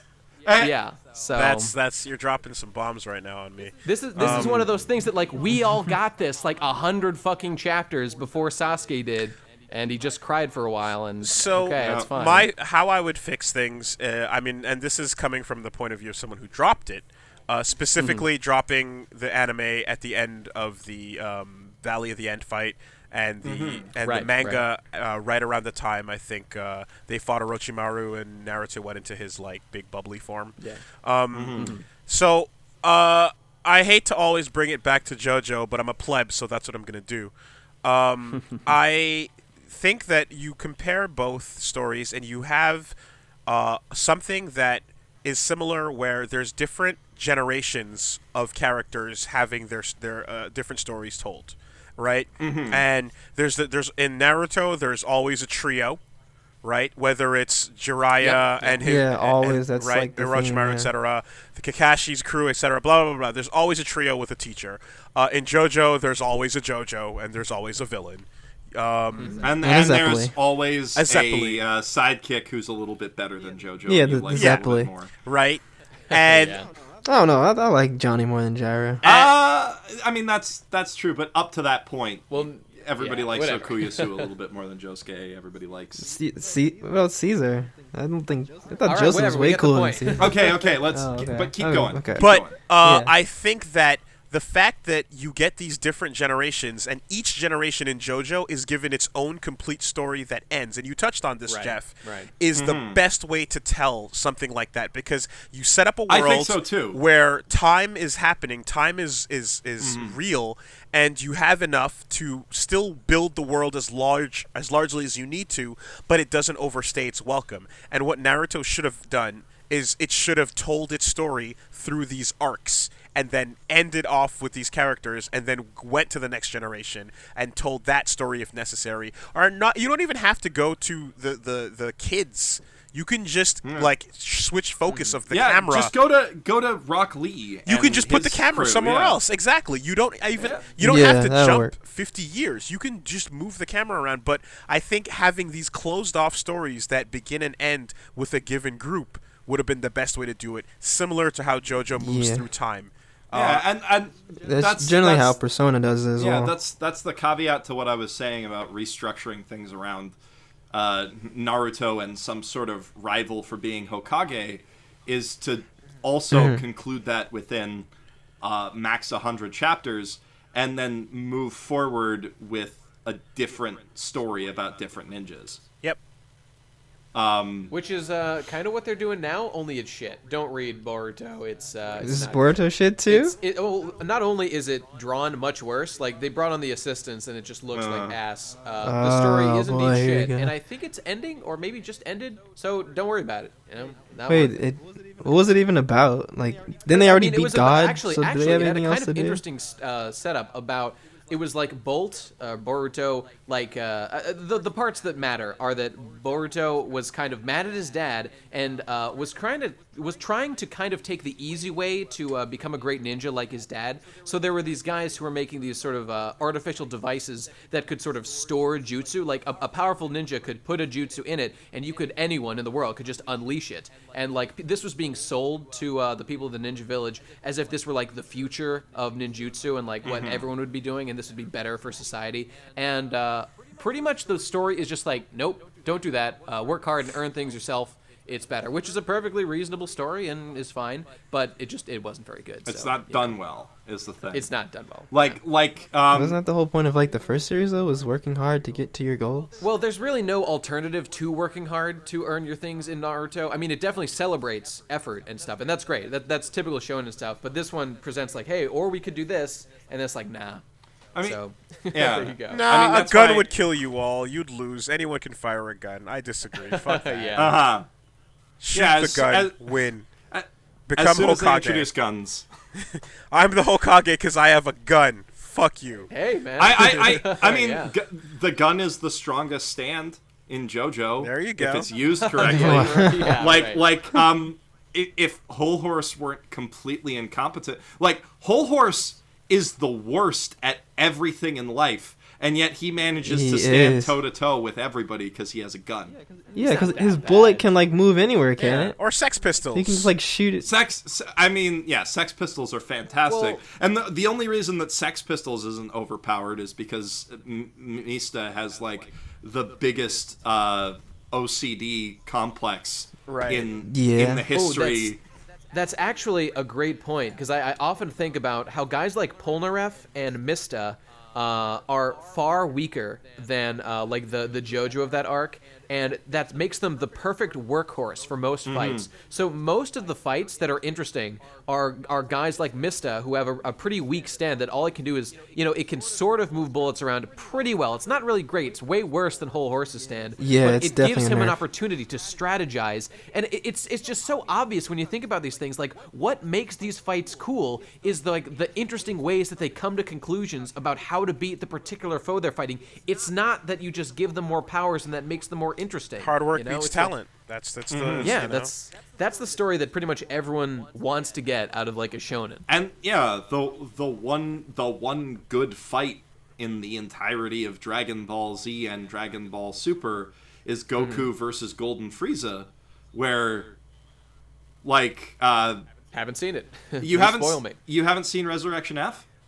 I've watched some of Super, but no. I I think Resurrection F is legitimately really fun for the fact that Frieza is brought back to life with the Dragon Balls, and he's just he reaches this conclusion. He's like, okay, so my entire race is super strong all the time. Yeah. Like, the thing is that Frieza's race, you know how Saiyans are the best or whatever? Right. No. Frieza's race is ridiculously strong to the point that he's as strong as he is in Z without trying at all. he's a couch potato weeb of his race. And he seems strange considering King Cold was like way weaker. You'd think that Frieza was like a prodigy. No, King Cold King Cold is I'm pretty old. sure King Cold was stronger than Frieza. Yeah, I think King Cold's... Well, they both ate shit from Trunks, so... Yeah. King... At the end of the day. No, but King Cold took 2 strokes to take down. Frieza took, 1. Yeah, I remember them saying, there's Frieza and a stronger power. But, King Cold was stronger because he tried a bit. Cooler was stronger because he tried a bit. And then Frieza's all right, I'm going to try to get swole. And he puts in, a month of actual training effort, and he attains a level of power equivalent to Super Saiyan God. But he's defeated by the fact that he has no stamina. So he's taken steroids, and he has no stamina. Well, the only problem with that was the exact same way he lost in Z. Was that he got super buff, but... he was more unwieldy. That wasn't how he lost in Super. How he lost in Super was he didn't have the power to maintain his... it's stamina, stamina. But that was good, but I will say that I think that Battle of Gods, I think his fight with Beerus is ultimately better because of just how complete... Super Saiyan God is completely the antithesis of everything Dragon Ball has taught us, and the fact that even after achieving the power of basically that of a god, he still loses in the end, which is completely weird. And he's also okay, so I've seen that my body can attain this. Now I want to actually try to earn it myself. You know? Yeah. Go ahead. Yeah. No, I was basically done. So go I ahead. was gonna say, because as we were talking about not having talent or talent versus hard work and such, I still feel like Okuyasu, if he was 2 points Okuyasu was 2 points smarter on a 20-point scale, he'd be the most dangerous, incredibly terrifying motherfucker. And that's what I love about him as a character, is that he's got the scariest power and he has no idea how to use it. I completely forgot almost that we never really see the hand use his power again. Very rarely. Does it even happen again from this point where we're at? He uses it at the end when they're fighting Kira. Okay. A little bit. He can use it. It was cool because it works in a strange way because he can use it to teleport. Yeah, well, that's it. Yeah, basically. He can pull things towards or pull himself. That's something I never would have thought and of. so, that's something I never would have thought of. And the thing is I had a discussion with my girlfriend about this for a while. Where we're just think about what it would be like if he could put in the work to use it without having to swipe, for example. If he could just make his hand a vacuum for reality, he could pull himself. He could fly and pull himself anywhere he wanted to, or pull anything he wanted to towards him at any distance at any time, and just kill it dead. Yeah. It's incredibly Part OP. 4 did have a lot of Part 4 had a lot of OP stands because Heaven's Door. Yeah. That's kind of Heaven's Door survived the apocalypse at the end of Part 6. Oh yeah, It's just confirmed. Araki just said that. I don't know how. No. He just probably just wrote in himself Rohan's. I will survive. Rohan's his author insert character. And did you guys also know that at Part 6? Oh my god! Yeah, during the sped up time, he finishes all of his in the world who still finishes all of his deadlines. Yeah, the coolest fucking. Wait, really? During the sped up time when no one can even move, he finishes everything. I'm so glad you guys appreciate that too. It's an off-panel joke, and it's fucking solid. It's the best. I love that Rohan is Araki's author insert fantasy. Mary Sue character, basically. Giant Mary Sue, and his he's an antisocial jerkwad. He's basically borderline completely incompetent when it comes to life. And the one thing that is the author insert fantasy is that he can effortlessly complete manga pages very quickly, and he never has a delay. And that's the funny thing is that he's actually not an insert. I swore for years that he was, but then later on in one of the volumes, and it might be part 6 or 7 even, there's an one of the there's always at the beginning of the volume a paragraph that goes on the sleeve, and there's one where Araki writes, "Everyone thinks that I designed Rohan because I see myself as that character, and to some degree they're kind of scared of me because of how aggressive he is. Yeah. But I actually don't see myself as him at all. And like he clarifies the fact that people think that Rohan is supposed to be him when he really doesn't see it that way. Yeah. But I do remember saying that if he ever had a stand, it would be Heaven's Door. Yeah. Because it's the fucking OP piece of shit. So, but Rohan is not his favorite character. It's interesting. I'd swear he was, but it's not. You know. Isn't his favorite character Kira? No, his favorite character is well, I don't know. It could have changed because this was pretty old. But when part 5 came out, his favorite character at that point was Josuke. Yeah, he said Josuke like at that point. That's cool. But I don't know. It's been years. Like that was like a 2000. Like, but I mean, poll, Josuke's a really good character overall. I just I don't think Heaven's Door is that OP on the grounds that you do have to see his manga page for him to use it on you. Like, I think actually, no. I don't think he got like stronger to the point where that didn't get to happen. No, that's right. He can draw it in midair without you ever. Yeah. But you do have to look at a drawing. For him to open you up. But the OP-ness, I think, is not just in that. But I thought it was limited to actions that you could plausibly take. But that's what I thought. But then it becomes like you will go flying back this far away at this distance. You can kind of write that as like crazy. And the biggest one was you will learn how to speak Italian. Yeah. Yeah. Right. Okay. All right. Like that's plausible. That's how strong it is. You can learn how to speak Italian. I mean, it's a reality warper. It's a reality warper. No, my favorite one is "You will go to hell." That was the best one. Yeah. He wrote that on Kira. No. He wrote that on Cheap Trick. Cheap Trick. Yeah, on the stand. Oh, right. That's right. Which I like after it had detached from him, because otherwise it would be on him too. But like if you think about it, his stand is a death note with the one restriction being that he has to touch you, which is not that bad of a restriction at all. And, like, the thing is... I think that's generally the restriction of JoJo, is they have to come in contact with the more powerful you are, the shorter your range is, and that's kind of a good balancing thing. Really great. But, like, the scariest prospect in the history of JoJo, to me, has always been Rock, Paper, Scissors Kid getting... Heaven's Door. Adult RPS Kid. Absolutely. the most terrifying JoJo character ever. I love that fucking battle. They're like flying through the fucking sky, just doing rock, paper, scissors, DBZ that style. was so out of nowhere. It's awesome. Like, the only other time I remember them flying was at the end of part 3 when JoJo fought Diva. And they were just like flying around Egypt. I don't even know why could they fly then. No, they were throwing themselves. It's never explained. They were throwing themselves around. Dude, they were fucking floating. We saw them float. Look, I don't care. No, JoJo does not need to adhere to the laws. I always thought that because like Star Platinum, like you know how stands kind of float a little bit. Yes, they do. Like, what if they were holding him up? What if they were like holding him up for like while he was There's in a the air? panel I thought was fascinating in part 4 at some point where I believe Josuke is trying to climb a building, and I think we see Crazy Diamond like on top, reaching an arm down, and he's like grabbing. Yeah. That was a real mind job. Like, what exactly is the relationship here? Yeah. But, I never, exactly. I know that whatever happens to their stand happens to them. But does that also apply to like their like location? Dio and Jotaro are flying over Cairo at the end, so like you can't even really figure it out.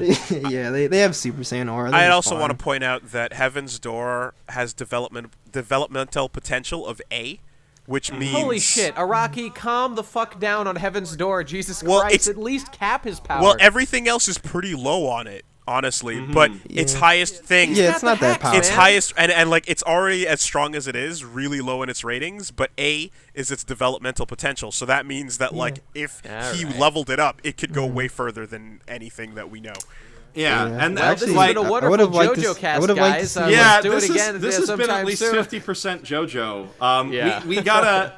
We will be doing a JoJo podcast once Part 4 wraps. Cool. Because how could we not? And I think it just occurred to me that the podcast image for this will probably be a Naruto headband photoshopped onto a JoJo protagonist.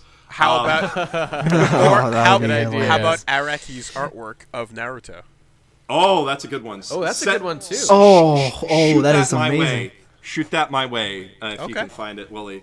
I would appreciate that. I'll Google that for you. Find that.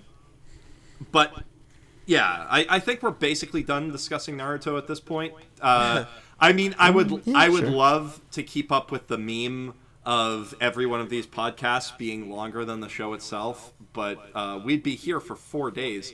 So I got shit to do, dog. Well, final question: what's your favorite opening from Naruto? That's the correct answer. Yeah, that's the German Naruto opening for sure. Sasuke is really cool, dog. Sakura, the beautiful. God. So You know what? It is selling Naruto a little bit short because there actually are a bunch of great openings, and I don't remember any of them because it's been like a decade since I watched it. But I remember there being some good ones. So shout out to all the good openings. I mean, The Haruka Kanata. fifth one. yeah, Haruka Kanata, Fighting Dreamers. I would say, Is that the Fighting one that's Dreamers when is- they're doing the Sasuke retrieval arc and it's the 5 guys? No, Um, it's I forget- the Chunin exam. It's the second opening. Ah, okay. yeah, no, that one for me too is my top pick. I want to say I like the Sasuke retrieval one. yeah, I want to say Fighting too. That one's Dreamers, pretty good. but then Fighting Dreamers is not great visuals. It's got some interesting Scrolls. some Yeah, it's mostly transitions just and the Yeah. stuff. scrolls. But And it's, Haruka Kanata has the musical sync, though. Yeah, but again, that opening was just like them spinning around and then like their faces just coming up on screen. Even then, like the visuals weren't that great. I don't know. I disagree. That- I think I remember really strongly how there were bits where like each member of the different teams being introduced slid in on the guitar notes, and then like and then there's like little touches where like on the off note, Rock Lee he turns his attention Yeah, towards he you. turns away. a Yeah. You little know, bit. and you Yeah. have That those sync is little strong. touches. It's a really strong sync, and I appreciate those little details. and I love the animation for those turnarounds. The animation for spinning around, Yep. so Sakuga, like top 10 Sakuga animation. Oh yeah, it's definitely. But opening. in the fifth opening, like there's actually some really good shots, like with the in the beginning where you've got like the heavy shadows and stuff with Sasuke and Naruto, and then as we move on, you see like the kunai at the end thrown at the wall. That was a nice little touch where it was ended on the baby. Yeah, That was pretty yeah. cool. That was a cool little thing there. Like them just running, like it's just really good. It's well animated. It's just a really good It's opening. nothing approaching JoJo at all in terms of depth or No. quality, but it's just mindless fun. Sono chino sadame. JoJo. And That's the shit. and the Actually, my JoJo favorite's the second opening. the JoJo openings are something we got to talk about soon, Yeah. Yeah, they're dope. They're dope. because we're almost getting to the point where they're gonna do whatever they're gonna do. Yeah. With that. The sound And effect version. Yeah, the sound. Yeah, the. I forgot all about that. But I the mean, sound effect I version, like yeah. right now. My running theory for what they're going to do with Bites the Dust is they're going to play the whole OP backwards. That's what a lot of people thought. Yeah. Yeah, Because the visuals. visuals. I don't know. I think the it's just. visuals I think line it'll up. just rewind. The visuals do line I don't up. think. to, and I to mean, do that I think backwards. And when when you listen to the full version of that song and you get the reversal part in the middle of the bridge, it's like, okay, something's coming. Yeah. I don't know, you know. Well, yeah, with the way the characters like, you kind of see like their, like every single action kind of leaves like a silhouette. Well, not really a silhouette, but like a picture of them behind them. Yeah, and kind of leaves yeah. like a trail. I think. I'm not sure if they'll do it backwards, but I think they'll probably do like a rewind effect and play it again Maybe. in that That'd way. be cool. I'll be interested to see. Yeah, whatever they do is going to be really interesting. All right, so Yeah, David Cage, we've been great. at this for 2 hours now. I Yeah. think it's about time that we get into our weeks, and we're going to go through, I think, a little bit faster than we normally would, just to. Oh my God, there's more. Holy shit! I thought we were done. No, we go through our weeks my and, God. the mailbag. Oh, good. All right, let's do it. Buckle in. Buckle in, boys. So All right, you here know we go. Naruto. Okay. That was good though. That was So, good. Nate, since you are so eager to talk, what have you gotten up to this week? Oh God, what happened? I've been editing this one video for about a month. Is that it's the same consumed one? My life. Is that the same one you told us about the last time I asked you this question? Yes, it definitely is. Oh, but there is a new development. I mean, my shit takes time. Plus, I'm working a full-time job. Cut me some fucking slack. Anyway, I've been working with a couple of voice actresses, voice act people, not just girls, to do some little touches on it that ultimately nobody's gonna give a shit about besides me probably, but they're gonna make it real nice and special. And I can't give anyone any more details than that. But that's my life, just doing that. Also Thanksgiving, but I didn't do anything for it, so it doesn't matter. Okay, that's me. Move on. Let's wrap this thing up in 2 minutes. Go. Okay, Flip, what have you been up to this week?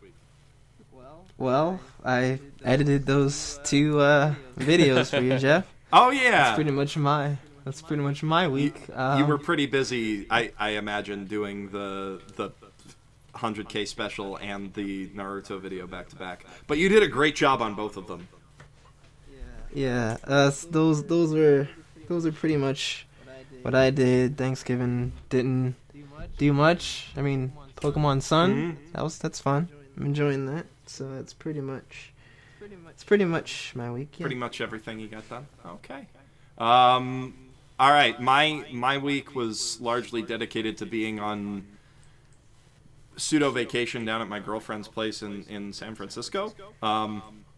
We watched a bunch of Gundam and other stuff, and just the main highlight of that trip, although it was all great, the main highlight was going to Disneyland. Ooh. Yeah. There is, I mean, it sounds cliche, but like, I feel like a kid again whenever I go to Disney. Have you been to Disney World?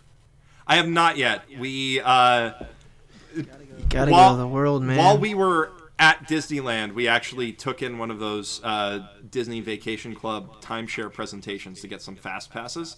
And we came. Oh, those are usually pretty awful. We came out of that legitimately considering maybe getting one of those packages because they reeled you in. We do want to do a lot of vacations, and like the math of $17,000 for 4 years of staying, or not 4 years, for 40 years of being able to stay 5 nights a year at a nice Disney hotel. It's pretty good. It's a pretty good deal overall. Yeah. Sounds good. Yeah, I mean, you know, obviously it's a timeshare. It's got its worth. But yeah, I would love to go to Disney World one of these days. I really want to see the Epcot Center. Have you've been? I'm guessing. I've been, yeah. And I've been to Disney World. I've been a couple times. I'm jealous. I've been twice. It was me and my marching band went and played there in high school once. Oh, that's really cool. I forgot that you were from around the. Wait, what did you play? I played clarinet, though I did it horrifically and just let everyone else carry me. I just wanted to go on a fucking trip. Oh, you're one of those guys. Yeah. I was such a dead weight, but I loved it. Yeah. yeah. You were gonna say, Woolie, you've been there? No, yeah, I've been there, and it's just like, you know, like if you enjoy Disneyland, consider Disneyland a small con, and Disney World is like PAX. Yeah. Disney World is an experience. That's what I've heard. The one thing that I like about Disneyland specifically is that it's still got those elements of Walt Disney's original vision for the park in it. Yeah. And like it was the only one that was built entirely based on his vision, and the only thing that's been taken away from that now is the new Star Wars land. Which, you know, is Star Wars, there's a big problem. I think it's a little disrespectful to deviate from his wishes and allow Jews in the park. I think they should really update that policy. You know, yeah, he wouldn't want that. He wouldn't want that. He probably wouldn't. Let's be courteous, people. They can just defrost him and find out for sure. Yeah, good idea. Good idea. Oh man, that Family Guy joke is still strong. Are the Jews dead yet? No, put me back.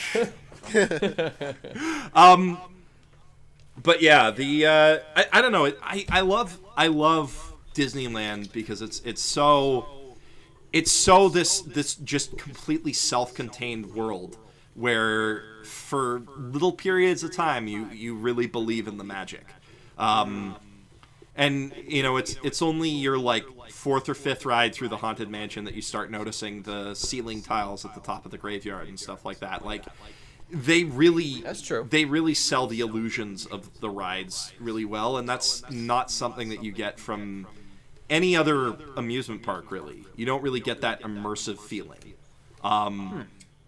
And that and California Adventure are just a blast. You know, I had a lot of fun doing the rides. I had a lot of fun exploring and just looking at the little architectural details. And my girlfriend and I sort of went full Disney, and we got into pin trading while we were there, which is going to be a huge time and money sink. But you know, it's I don't know. It's a very fun, wholesome experience for a vacation. And that's going to contrast interestingly with going to Japan next month. And Oh wow.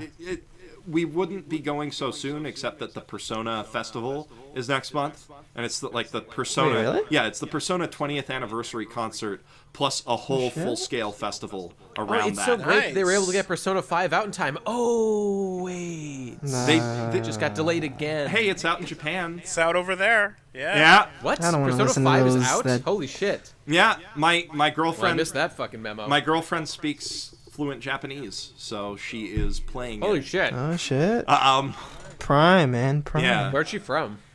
She's from Canada, actually. But she the motherland. spent a year in Japan as a student. And, That's cool. and now she lives in California, because life takes weird turns.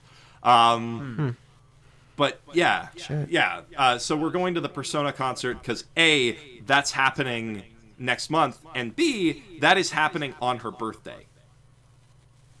Oh, perfect. So man. it's like the perfect confluence of things. God dang. Is there And gonna then- be is there going to be a concert? Yeah, it's you know, the Mayanaka Arena concert that was on. Perfect. Yeah, in- yeah. You remember in the Golden they had like those clips of the songs and stuff. Yeah, and fucking Lotus Juice coming out on stage looking like an idiot. Oh, my boy Lotus Shoes bring those prime raps. Like I love him, but goddamn, he looked like an idiot walking out on stage. Just let Meguro do his thing. God damn it. Anyway, Yeah. So and it's the 20th anniversary, so you know they're gonna go. Lotus Juice is gonna be even more Boss of an idiot. balls, Meguro is yeah. gonna be even more of a genius. It's all gonna be cranked up to 11. Plus, like I said, there's a full festival around it. So, like, you actually get to explore different stalls. They've got, like, a scavenger hunt thing going on. They've got exclusive merchandise that they have a limited stock of. They're selling every single day. get It's in gonna- early on your best waifus. Yes. I'm going to get in on the ground Yo, floor I'm all of that. about the biker girl, short hair with the braid thing going on at the top. Fucking That's know the it, girl. brah. Ah, hell yeah, hell yeah. I think her name's Makoto. Yeah. I have no idea. That fair From enough. 5? Yeah, from 5, of course. Anne She was looking fine as fuck. It's madness. Anne is fine as fuck, too. And from what I've heard, her character's actually pretty good. She's a filthy gaijin, dude. I can't be fuxing with that. No, she's I mean, half that pure Japanese She's half waifu. gaijin. That's different, man. That's right, That's that's right. different. The halves are always the best girls. I have known some half Asian women who were among the most beautiful I've known. Liz, so I'll never forget you. and yeah, one of the last things we're gonna do when we're in Japan, probably. I mean, you guys will hear about this in more detail on the podcast when I'm talking about it. But we're gonna try and hit Tokyo Disney Sea while we're there, because Oh, be sure to get those sea salt ice creams. Whoa, they sell that shit? I think so, yeah. Holy in Japan. fuck. If you're doing I can theme be like parks, Roxas. I love rock. if you're Yeah. doing theme parks and that's your thing, you definitely don't want to miss out on Universal Japan. Universal Japan is good. Universal Japan is really strong, and I think they currently have an Attack on Titan area. Oh, that's That should be strong. fun. That is So- strong. There should be like a swinging. You really event don't thing want to in miss there. out on that. And Yeah, I'm gonna look that up right Yeah. now. Is that in the Tokyo area? Because we're gonna be relegated basically to Tokyo. I believe it's actually closer to Osaka. That's a ways Ah, away. bit of a trip. Yeah, That should it's be in alright. Osaka, so that. I mean, that's It'll not be fine. the longest distance possible. So like 7-hour Are you- Shinkansen ride or something. Well, yeah, I was gonna say if Yeah, those bullet trains if are you're pretty getting fast. a JR pass, then you'll be okay. But I don't. Well, we've been talking about it. I don't know if we'll get a JR pass this time. We might just keep it Yeah. to Tokyo for this trip and then do because we're gonna go to Okay. Japan more than once. Yeah, okay. Yeah, it's probably a good idea. Fine, But- that's fair. But if there's an Attack on Titan thing right now, That's hard. That's a hard thing to pass up. You're such a weeb, dude. I'm a huge weeb. I don't even apologize. It's disgraceful. It's disgraceful. That's why people clicked on this link. That's the essence of the Weebcast. Yeah. Yeah. But yeah, it's been a fun couple weeks, and the other half of that has been busting my ass to try and get scripts done and recorded and sent out to people like Flip, so that more videos can be made while I'm off doing stuff. Although, while the Disney vacation was not something I can do a vlog about, that Persona thing, if I do a vlog about that event, plus seeing the giant Gundam and stuff like that, I think I'll actually get hits on that. I need to see. Oh, Daibo, man, gotta get there. The giant, like 1-to-1 scale Gundam. Well, we're going to I- Gundam. Yeah, you gotta head up there, and I pip it to everybody, but Don't they have a Zaku now too? The Charizard? No, they built a less functional one for an event. It's the same scale, but it's less high quality. It's not meant to stand around forever. Anyway, you were saying, Woolie? no, I was gonna say I pimp it to everybody, but Yakiniku Black Hole is the best beef I've ever had in my life. It's Yakiniku Black Hole. It's in Shinjuku, and it's just there's nothing else to say. But when you're down there, try to find the spot. It's the best beef. It's just the best beef. The end. Okay, well, I mean, they've got a five stars on everything, so yeah. I'm putting that on the itinerary. I'm not a fan of hyperbole, but it was some life-changing beef. Okay. I don't know. Okay. I don't know. Damn. You know. All right, so Woolie, what have you been up to this week? I don't really tend to, I mean, there's obviously a lot of work stuff, but I don't really usually bring that up on podcast discussions. So mainly for funsies, I'm 6 episodes into Danganronpa 3, the Hope side, and Danganronpa 3 Despair side as well. It's really interesting because, as Liam pointed out to me, it's a show that's intended to be watched by alternating episodes of these two series, and it's basically summing up a lot of the gray areas of what you didn't know of the history of the games from playing 1, 2, and Ultra Despair Girls, and then also setting up, I guess, the third game with an introduction of new characters. Really, really cool stuff that you couldn't do if you didn't have 2 completely different shows playing off of each other that you're watching by alternating episodes. It feels almost as if it's a anime equivalent of Pokemon Red and Pokemon Blue. And it's 2 very different feeling shows that have different settings and completely different events and characters, but not completely different characters, but different primary characters, but the themes are similar from one episode, from the matching episodes, and it's fun going through that. It's very fun seeing how they handle that stuff. I'm not done yet, and I've been kind of warned, or rather, I've been told that it doesn't end too strongly.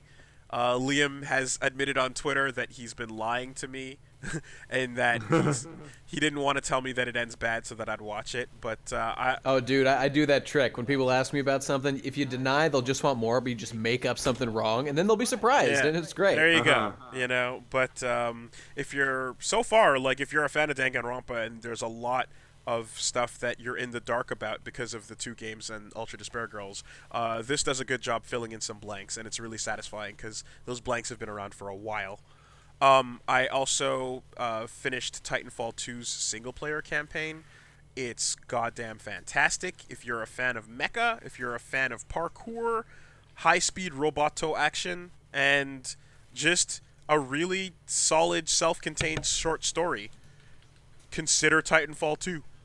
I picked that up on the Steam sale, actually. I heard it was great. Yeah. I'm surprised. Is it still at full price? No, actually, it's on sale for 30% of its price.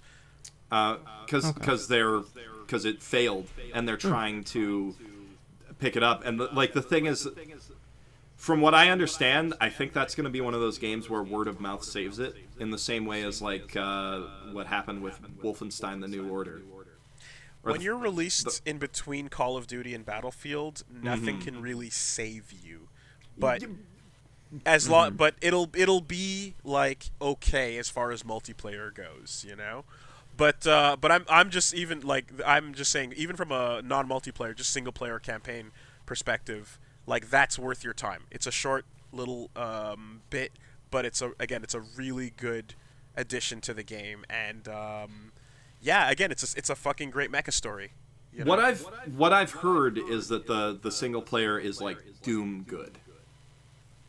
I hear a lot of good things about Doom. I haven't played the new Doom, so I can't really comment. But it's worth your money and your time, and I strongly endorse it. Did you play Wolfenstein? There you go. First Order? No. Okay, so you haven't played any of the really big, good first-person shooter campaigns in the last few years. Yeah, I tend to not play first-person shooters. Titanfall and Mirror's Edge are the only things I actually really care about right now. And Overwatch as well. The new Mirror's Edge, is that actually good? I've played it. I still prefer a lot of the first one. I'm not done yet, but it's still very fun. And I'd say that there's mechanical improvements, if not story improvements. Did they add anything, or is it more or less just an HD version of the first one? No, it's a new game. There's new levels. No. You're doing more. It's a full-scale sandbox, which I think is that's an odd way to go. I think they could have done the sandbox parts better, because I played a little bit of it too. I was gearing up to do Let's Plays with some of my friends, and that was one of the first things that we tried to tackle was Catalyst, and then so I haven't gotten that far into it because we put that on the back burner for a while, because that's a really, really hard thing to get into. I don't know if you know this, Woolie, but Let's Plays are very time-consuming and require a lot of work to make. What? That doesn't sound. I don't think that stacks up. Yeah, let's. I mean, nobody here really has experience with that, but I mean, that's true. That's true. Yeah, everyone's here is pretty like intrigued. Yeah, but Catalyst is it's a mechanically superior game, and even though it takes you a bit to get the unlocks, I hate the progression system. That's the one thing that I hate. But when you have them all, boy, does it feel good. It feels good. That's cool. Wait, what type of upgrades are there? Just like jumping higher? No, you actually get a grappling hook. Snap! Okay. That sounds important. Fine, that sounds good. And you have there's a flow button that lets you basically like dash in a certain direction to keep to maintain max momentum. And while you're at maximum speed, you have armor that makes you basically unable to get hit by bullets or other things as long as you maintain speed. But you have to level up to be able to tic tac and wall jump, don't you? And you have to level up to be able to do the tuck. Which sucks. Yeah. Coiling. It sucks that that's there. You can still wall jump, but you can't do like a double wall run or any of that advanced stuff until you level up. But it didn't take as long as I was thinking it would to get all of them. It was only like 2 or 2.5 hours or so to get them. Okay, so I just need to play a bit more and grind and focus your points on that stuff. Yeah. And the last thing really quickly is there's a game on iOS called Black Box that Liam has mentioned in the past, and I sat down and I actually played it, and it's fucking great in that it's just a very simple puzzle game that presents you with almost like what I'd consider compliance puzzles. They're things that make you look at your phone as an object and try to determine how to solve, how to turn a light on, but you don't use the touchscreen in most cases. Oh, cool. It's solving puzzles without tapping things on the screen, you know? So you have to look at the hardware and consider different things about the hardware you've never considered. And that sounds it's just on iOS. It's only on iOS because it uses everything that the iPhone does. Yeah, it'd be tough to do with all the different Androids. That would be very tricky. Sure. But it reminds me of almost like a mobile version of The Witness. Oh, cool. That sounds really cool. Have you played The Room on iOS? No. Because if you like sort of self-contained puzzle stuff like that, The Room is this. It's a sort of Myst-style adventure, except the entire adventure involves unlocking deeper levels of a puzzle box that you have in front of you, and it's entirely about manipulating that thing on the touchscreen and like figuring out new touch interactions that you can do and figuring out how to like look around it from different angles. So different experience, obviously, but it's kind of like I'd say it's like the Myst, but it's like Myst, but not the Myst. That's a different thing. It's like Myst, but going inward instead of outward. Awesome. I'm making a note. That sounds really interesting. Mm-hmm. And it's got play it in one sitting and play it in the dark. Okay. Yeah. With headphones is my other tip for that. It's short. It's like 3 hours, so you can make time for it. But it's good. It's good. And I don't. Yeah, the something about Black Box that I really appreciate is just that it had you like looking at your phone as an object in a way that you just don't really realize almost the technology you're holding in your hand, you know. And it just, a lot of the puzzles and their solutions, like, they really make you, again, like, they make you think about it not as just like this phone that's ever present in your pocket, but like it can do so much, you know. And there's so many different little functions here and there, and when you put your mind to it, like, you can like figure out quite a lot. I love when games take advantage of hardware like that. Like, great. Man, everything from like put your controller on the floor. Yeah, or the don't move things in Until Dawn. Oh, right? Yeah, that stuff. Yeah. Psychomantis reading your heart, reading your memory card. Yeah. And using the vibration function to move the controller left and right. Wait, what'd you say? Psychomantis using the the control, like the controller's vibration. Can't you bypass Until Dawn's system by just putting your controller down? Because I did that, and actually there's a bug where putting your controller down, sometimes it'll move anyway. Yeah. Well, I mean, the thing is that it's like the don't move segments are actually programmed so that it drifts a little bit in one direction or another, and you have to correct. So you can't just be still. You have to keep it within like a certain radius. Yeah. Well, that's one way to get bypassed. I put the controller down, and it led to one of my characters dying, and I got really upset. Oh, that must have been horrible. I got really upset. But I mean, that is such a good way to systemize. Try to withstand this jump scare. We're setting you up for a jump scare. Better not fuck it up or you die. Yeah, I just wish it didn't say don't move. Instead, if it said like stay within the circle. Yeah, because it's not accurate, you know. Yeah, and that was really frustrating for me because it auto saves immediately too.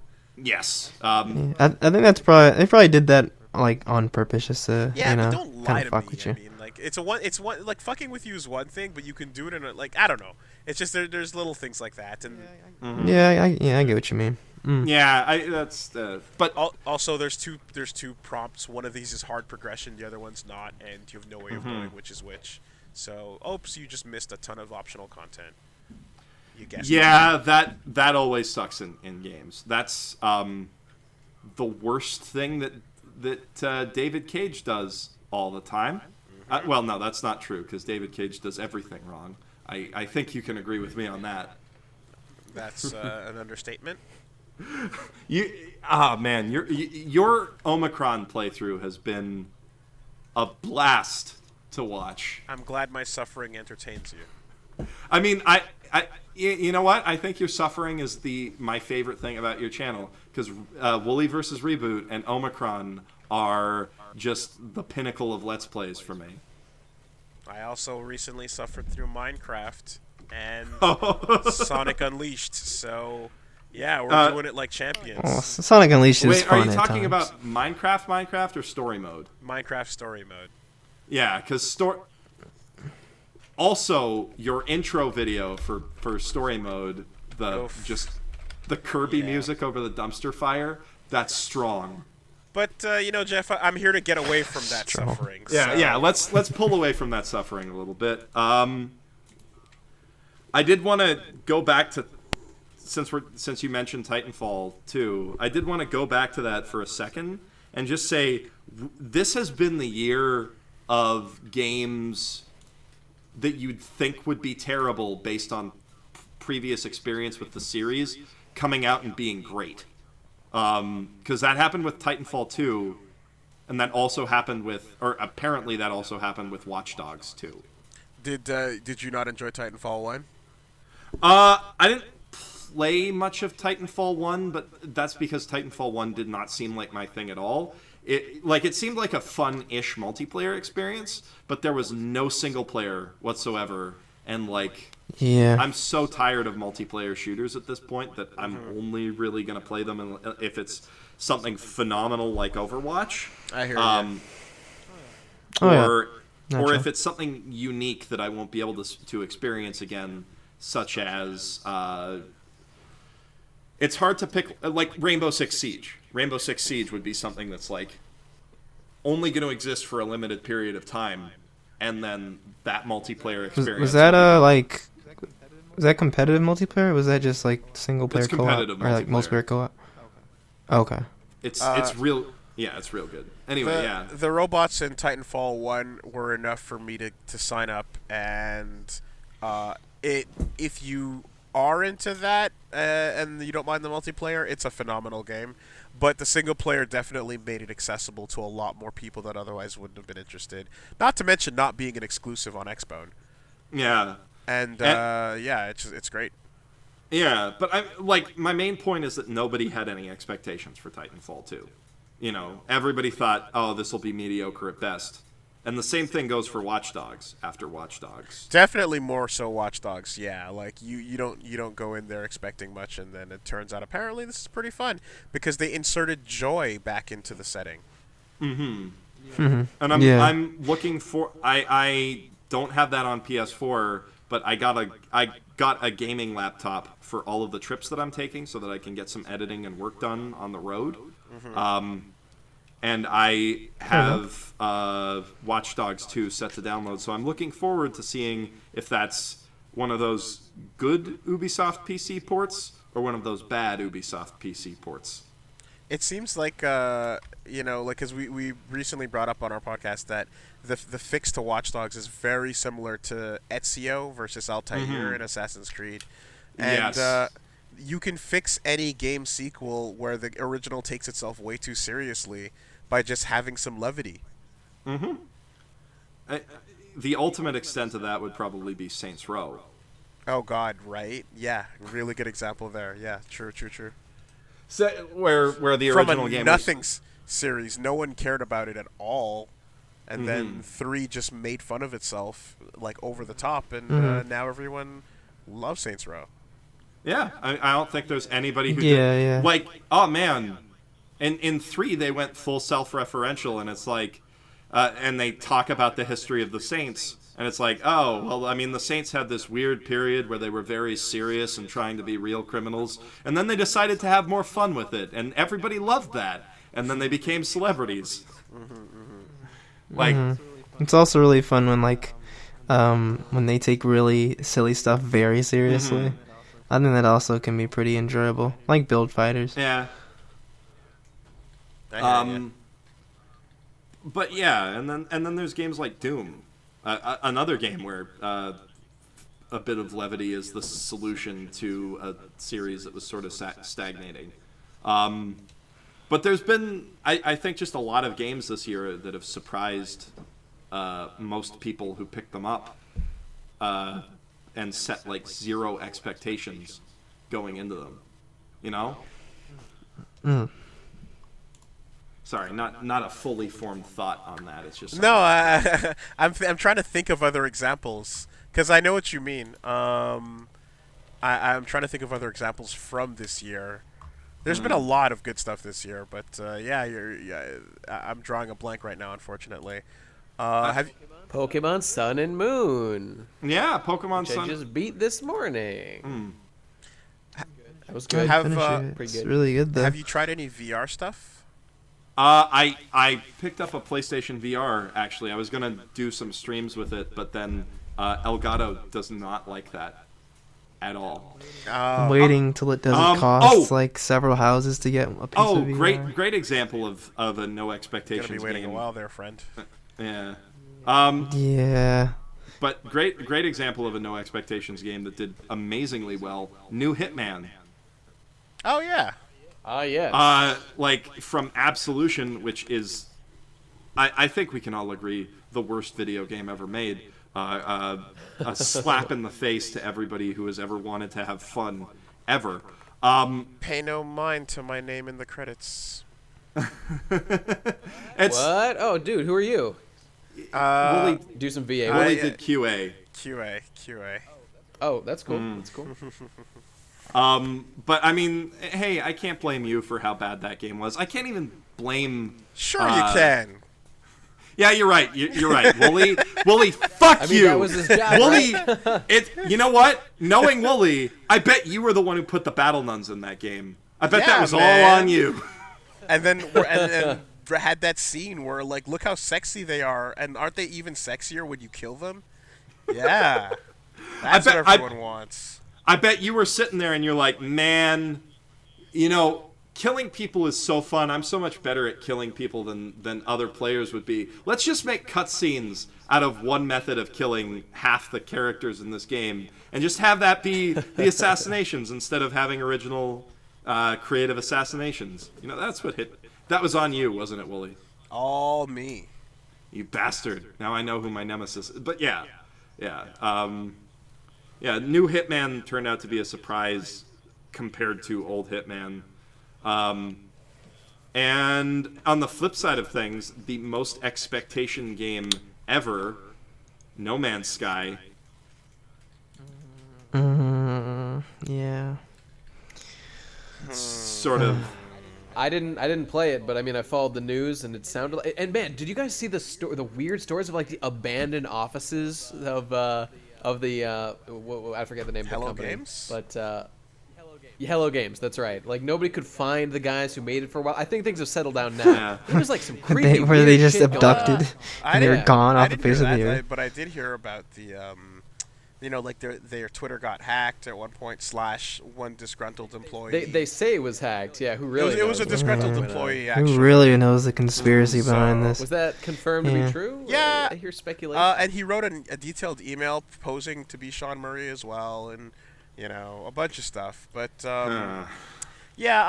whatever. They got my money. I bought it, and while I definitely didn't have as high hopes as a lot of angry people out there did, it still was pretty boring.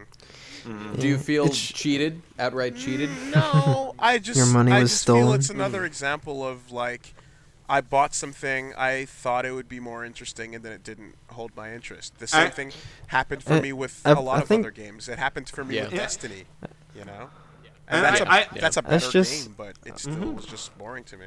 And I think that you came into, you would have come into No Man's Sky with a realistic level of expectations because you were a game tester. You know how video games are made. You know what's possible in video games. And you like anybody who's worked on a video game before knew for a fact that half of what Sean Murray was saying was hyperbole.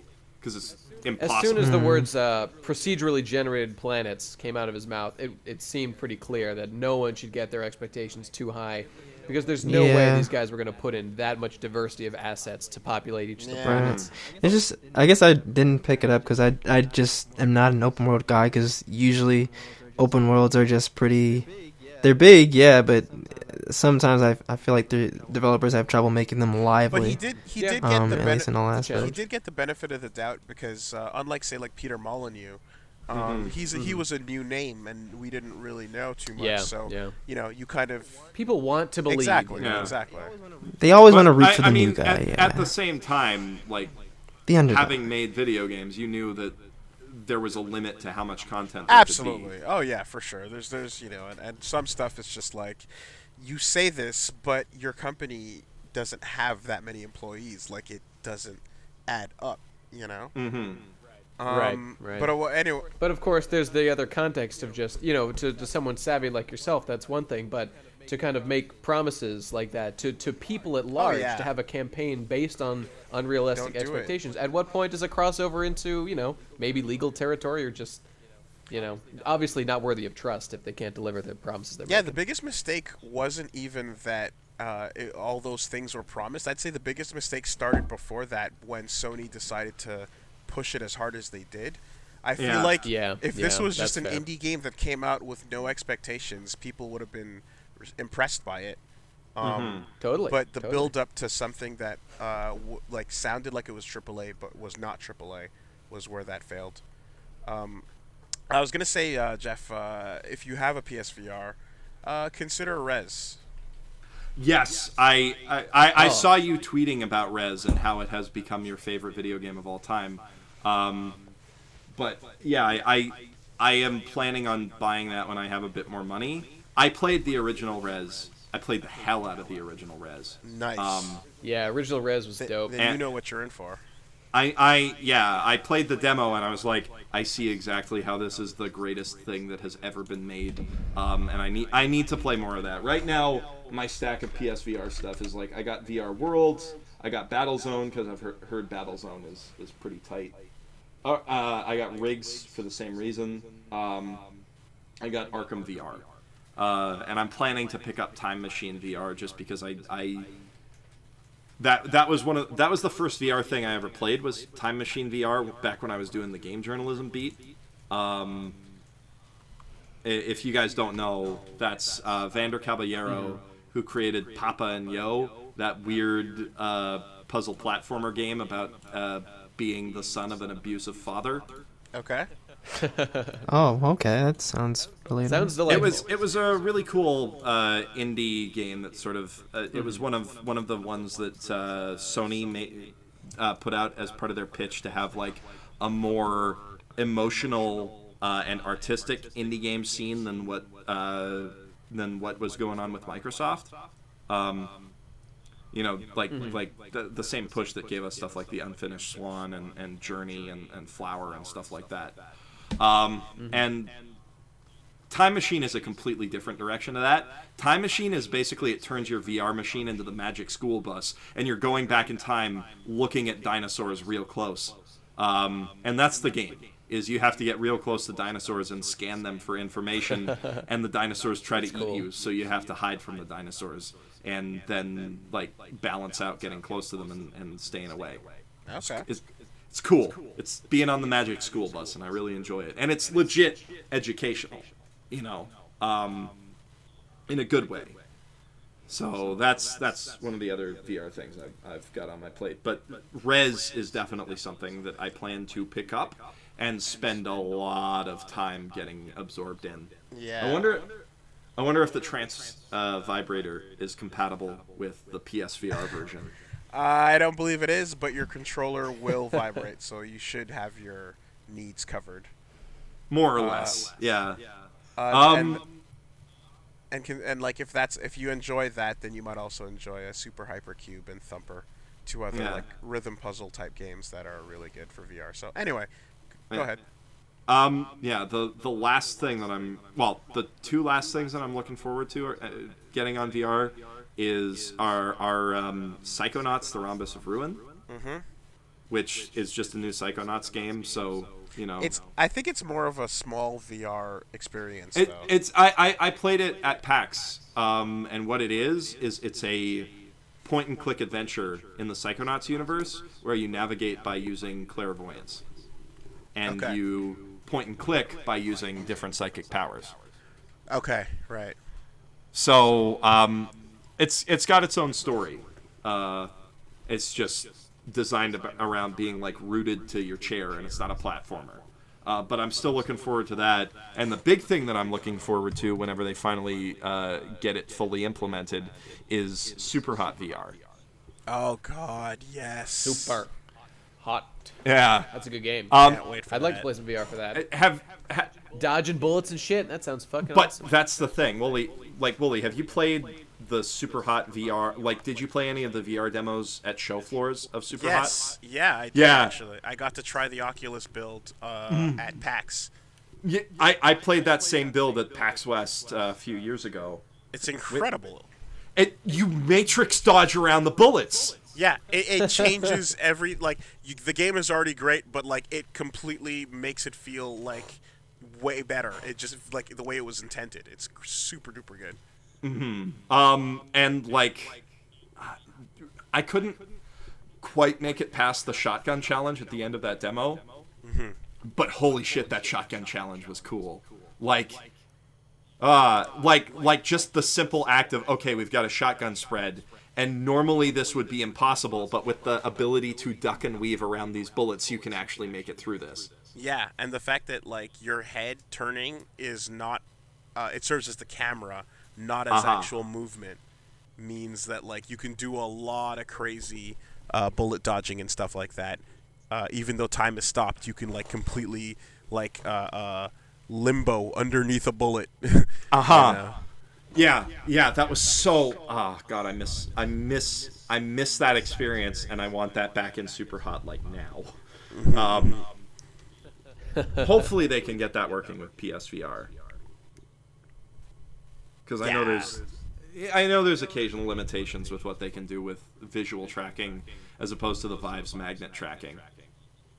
And I know that there's also I mean I think they can. It's just a matter of whether or not they're developing for it, you know.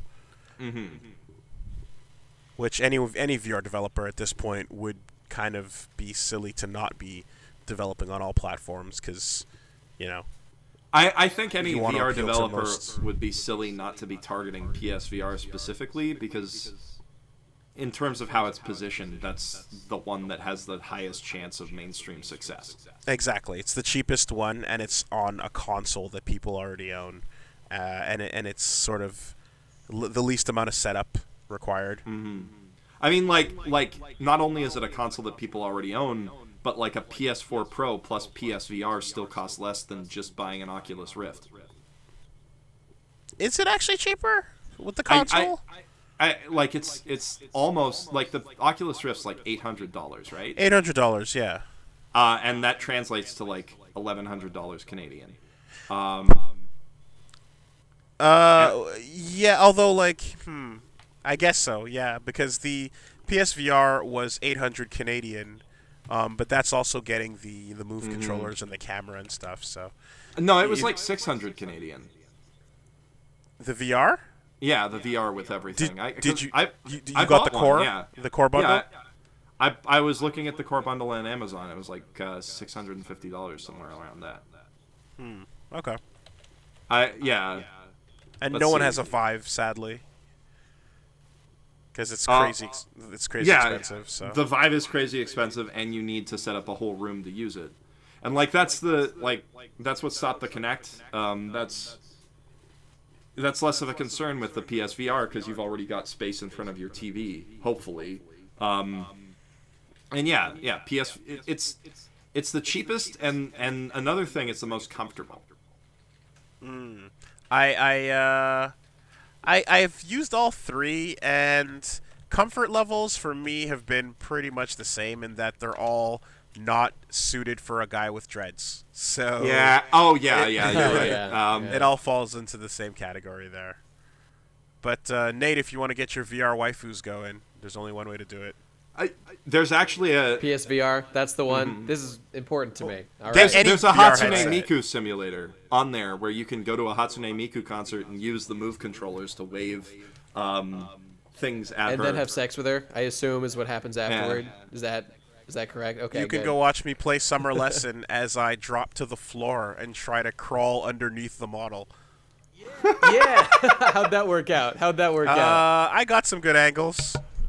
Yeah. All right, dude. Oh, I was just my life was destroyed when I was playing. This is like the thematic conclusion to video games as a whole. Like this is where it was all complete built up to. Immersion. But just recently, I was playing through the Kingdom Hearts 2 final mix the HD re-release for PS3, and they fucking censored Kyrie's panties. It's the fucking worst thing that's ever happened. That shit had a red bow. I remember it like fucking yesterday. I looked at it so many times when I was a kid. I didn't even know that was in there. Oh, it's in there, but not anymore. They're whitewashing it all away. God, it pisses me off. Anyway, but hey, that's what that E10 rating was for, man. Yeah. That E10. Man. Hey, panties are not a sexual thing, all right? You make them sexual when you censor them by saying, oh, no, this is forbidden. You're not allowed to look at this. They're doing it, man, not us. Just let us be human beings, all right? I just... I wanted to pick up the HD version, but I hear they're making a 1.5 Might plus as well save 2.5. It for the PS4. Yeah, for PS4. Yeah, So that's the hill you want to die on. Yeah. Yes, it is. Yes, it is. I'm a champion here, and I won't let my people suffer anymore. I just realized that this is the third time in a row that we've talked about VR on the Weebcast. It's the future, man. Yeah, because it's not a fad. This is where it's not heading. like 3D TVs. It's here to stay for sure. Yeah, because it's conversion on trial. Unless it needs a killer app though. It needs a killer app. Unless the price drops, I'm not. Yep. Rez is the killer app. It's the seller. Yeah, I mean, Rez was low key the killer app for Xbox Live Arcade for a while too. I think its biggest problem is probably going to be price, though. Well, yeah, that's an issue for sure. It's going to be like once it goes down, I could see it potentially becoming like a pretty big hit. It'll build steam and eventually it'll burst. Once people are convinced it's a worthwhile investment, there'll be. Yeah, right now it's in the early stages. Like people don't really know. Even I'm a little bit. I'm concerned that it wouldn't be worth the money, so I haven't gotten one. I'm waiting to be convinced conclusively. So I need to check out your Summer War video. That sounds like the one for me. That's what I'm gonna go do. Mm-hmm.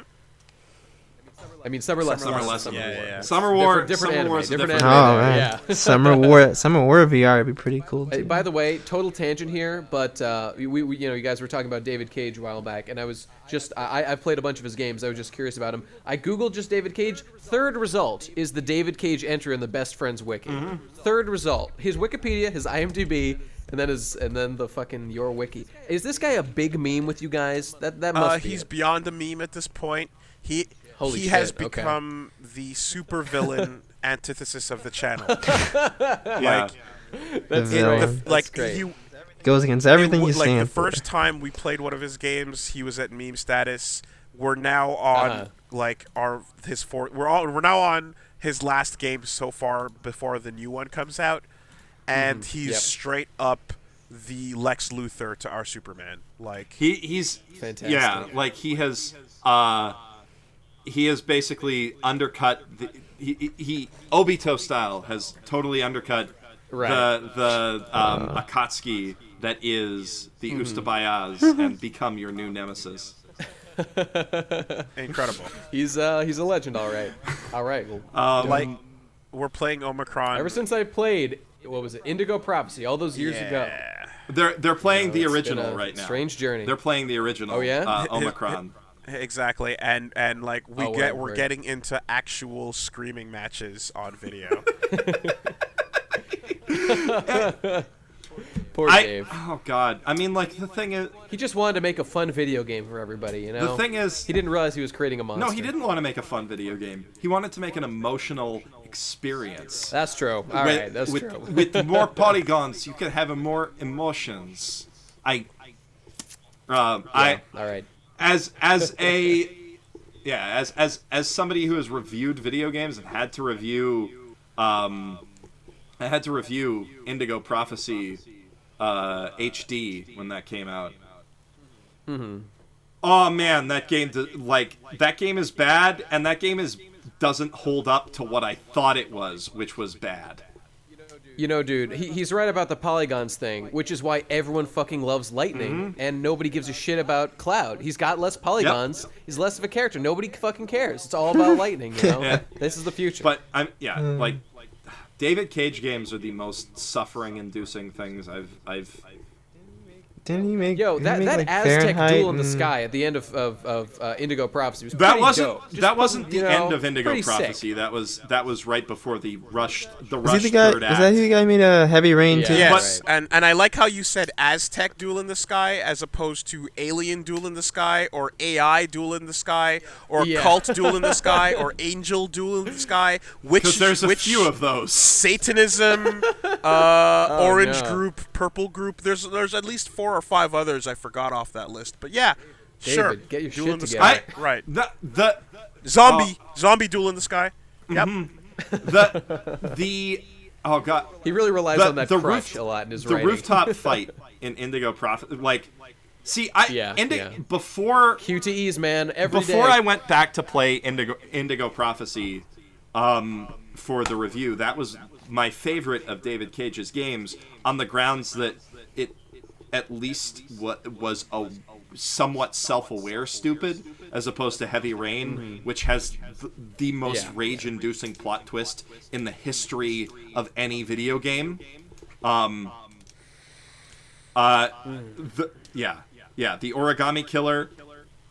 He's too old. The character it is. There's so much wrong with that. At least his wife is not his arm. Yeah, that's true. That's true. yeah. Wait, what? I don't get the context. That's what a is Bionic this? Commando reference. Yeah. But yeah, okay. the clock shop scene in Heavy Rain and everything about that is super rage inducing. There's a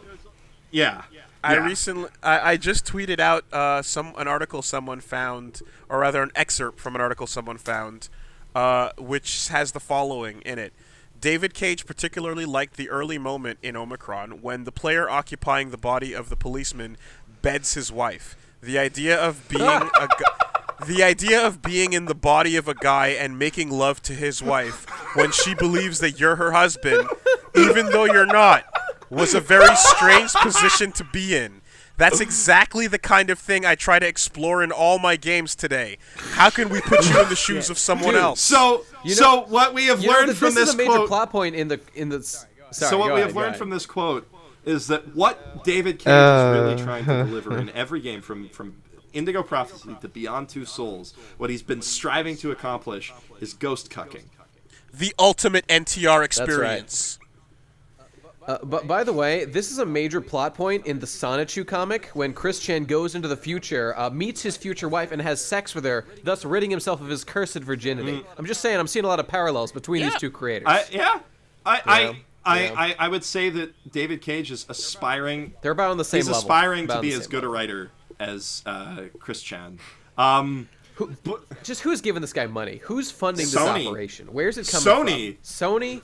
Sony is the biggest fucking idiotic backer, But producer. on the flip side, they will toss infinite money at Hideo Kojima to make weird, naked, invisible baby, whatever the fuck that is. That's true too. Yeah, But David that's Cage true. using millions of dollars to invent a new Dojin category that is ghost cucking, as you said. Ghost cucking. Ghost I don't cucking. think that that's I don't think that that's a new. Oh God, there's actually an anime. We should cover. Which one? Natsuyuki Rendezvous. All right, That's about a young high school boy who takes a part-time job in a flower shop working for an older lady he's got a crush on, and then the ghost of her husband is around. Oh no! Oh no! It's super sad. But does it count as NTR if the guy is not in his body? Nasty? Yeah, no. Here's the thing. So she can't see her ghost husband, but the teenager who starts working who has a crush on her can see her ghost husband. Does he romance her vicariously through the little boy? Is that the he thing? possesses the little boy and steals his body at one point, all right. and uses it to Holy shit. to double cuck the boy because the boy cucked him. To pleasure his wife, obviously that's what you have to do. All right. It's fucked. But in an actually good way. Unlike David Cage stories, which are just so when I originally Indigo Prophecy was my favorite David Cage game on the fact that it just went balls to the wall crazy, and it legitimately has one of the best openings of any game ever. that first little bit where it's like, oh fuck, I just murdered a guy, I have to clean up a bathroom and get the fuck out of here. Yeah. Fooled everybody. Yeah, David Cage is a better liar than Peter Molyneux. Because some people manage to get through his games and think that they're legitimately well written. I don't understand how that works. But like, that especially when it was just a demo of that one intro, we thought that we were gonna get Until Dawn. Mm-hmm. You know, and like it took this long to get Until Dawn, but what Until Dawn was the dream that we expected from an Indigo Prophecy years ago. Yeah, and finally people are making good, and on a lower budget, Telltale is kind of, I won't say doing delivering what we were hoping for. Not consistently, but they have some good stuff. Stuff. Don't Nod Walking as well. Dead. Mm-hmm. Yeah, Don't Nod. They've only done one thing in that vein, but Life is Strange is real good until the ending, which is good. But the thing about Indigo Prophecy that really fucking got me, beyond the story, which is more fun than it is frustrating, which I cannot say for Beyond Two Souls or Heavy Rain, beyond death is nothing.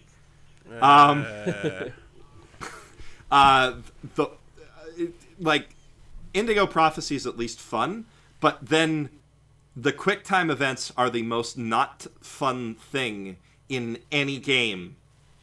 They are so not fun. You know, they're pretty unfun, but what was fun about them was that me and all my friends were playing it together on one buddy's suggestion, and nobody had the chutzpah to fucking complete those QTEs, so they called in Nate. So it was Nate's job to be the guy who could defeat these fucking ridiculous QTEs, and I fucking did it. And so, you know, that's one happy memory Indigo Prophecy gave me. I won the day for my buddies. The flying space fight that goes on for like 20 minutes, and if you fuck it up 3 times, you have to go all the way back to the beginning.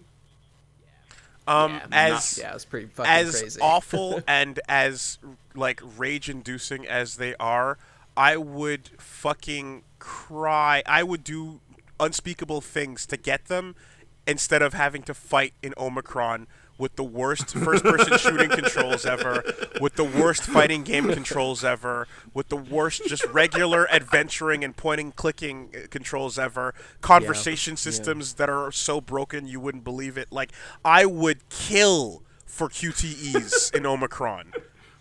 Well, to be fair, nobody but you has ever played Omicron the Nomad Soul. So, oh God, you're killing me. We got to move on. We do have to move on. Let's. So to just bring it back to the anime discussion, I remembered one other thing that I did this week that is anime related and shonen related and cucking related. And that is, I read the greatest doujin of all time, which is there's a lot of Krillin gets cucked doujins out there. Yep. What? Now, see, I don't understand that. Why Krillin of all characters? He did nothing wrong. He's like, when somebody gets someone out of his league, everyone wants to fucking get in and correct that. Yeah. He's a poor guy. So, Come on. Yeah. No, so this and I mean, Android 18 is the top waifu of Dragon Ball. I think. No, but she's. I don't know. I think Videl might be best girl. Launch is pretty hot. But I mean, 18 has that. Also Bulma. I don't know. Videl. I say Videl. Videl is pretty cute. Videl is Videl with cute. the short hair, right? Short hair Videl. Yeah. Yes. Yeah, that's the one. No, the best one is when she becomes the Great Saiyaman woman. Yeah. That was pretty That's cool. a top waifu right there. But okay, so that she cosplayed. So in this doujin, Yamcha wishes on the Dragon Balls that when he goes to Krillin's house at a certain point in time, his wife will think he's Krillin, right? So 18 will think he's Krillin, and then when he leaves, she'll forget, but slowly she will get more and more into what he's doing to her, and eventually it can be like, Saikam Yamcha, whose dick do you like better? So he goes through this plan, and she starts going from the vanilla sex that she was having with Krillin to being more and more into this, and then he's like, So who do you like? He's like, he reveals, oh, this is who I am. Who do you like better? She's like, my husband, obviously. She kicks the shit out of him, and then she has a conversation with Krillin about how much she likes rough sex, and he's like, oh, I've always wanted to do that. I just felt, too nervous to ask. Aww, and then it has a hooray. romantic ending, and Yamcha gets shit on because that. Best dojin ever. I always love a happy ending in my porn. It's great. It's a wonderful. cuck porn with a twist ending. Okay, that makes everything better. My all right. favorite. And you don't even need nudity. You can just show Yamcha getting his ass kicked, and everyone gets off on it. Oh yeah. Oh, 100%. Yeah. It was shitty long hair, homeless ass Yamcha too. So. Of course. Double. Oh, the worst Yamcha. one. He's a baseball player and he tries. He's a joke and you know it. Don't defend Yamcha. Nobody gives a shit about Hey, Yamcha. he had the spirit ball and that was cool. Yeah, in Dragon Ball. Look, it's just that everything got. You know what? Never mind. We don't need to rehash this whole thing. He should have never put on the orange gi. If he kept his old clothes, no one's expectations would have been higher. That's true. Yeah, but That's he's true. like, no, He was always just living I'm in gonna the be like shadow. Goku. No, you're not. You know, Never will. It's bad when you look live at in the Tien shadow and you look of at someone who's... fucking Tien is that. but and like they're not wearing orange, awesome. so you don't expect anything of them. You know? Crane school for But life, man. I love the idea that Yamcha is such a shitty character that he can't even cut Krillin, which is the one thing that everybody does in Dragon Ball Dojins. Poor guy. Okay, yeah, but let's move on to the questions in the mailbag, because we've got a few pretty good ones, and Oh yeah, these are like viewer questions? yes, these are Heck yeah, viewer they are. questions from the mailbag at weeklyweebcast@gmail.com. And you can shoot your own questions in to weeklyweebcast@gmail.com if you want to have them answered. Weeklyweebcast@gmail.com? Yes. I think that was weeklyweebcast@gmail.com, but I'm not sure about that. Can I hear that one more time? Yes, that's superbestfriendcast@gmail.com. Okay, that's what I thought. God All right, damn good. it. But yeah, so we're starting with a question from Trey Allen, who is one of my favorite Twitter trolls. Legitimately great guy. He runs the Jeff Thu rumors. He's got... Oh yeah, that's Yeah. Twitter account. So he asks, hey, Western people who watch and enjoy Chinese cartoons and immerse themselves in that culture cast, if your life were to get an official anime OP, what music would you use for it, and what studio would you have create it? Not Studio Bones, that's cheating. That's cheating. All right. Hmm. I guess I would just Me- pick like, Trigger because music- that's where Imaishi works. Music in general, or opening. lines. Yeah, so you have to pick a song, and you have to pick what studio would make it. Okay. I have to give it to my boys over at David Pro. They do David great work. Productions. Except yeah. they don't do any of their own openings, I don't think. That's true. They outsource. Yeah, it was something Kamikaze Doga that did the actual openings. Well, hey, they can outsource this Yeah. too. Yeah, that'd be perfectly fine. Yeah. As for like music, These are hard It's questions, about man. I about don't know, us. because like Fucking most of search the my awesome soul. songs are in anime already. So. I mean, you can use a favorite song from anime. You don't have to... There's no law against picking a I got one. Simple and clean. simple and clean From Kingdom Hearts. Damn. with That's cool. with David Productions. Okay, that's pretty good. Yep. I Hope it's like the Eurobeat remix.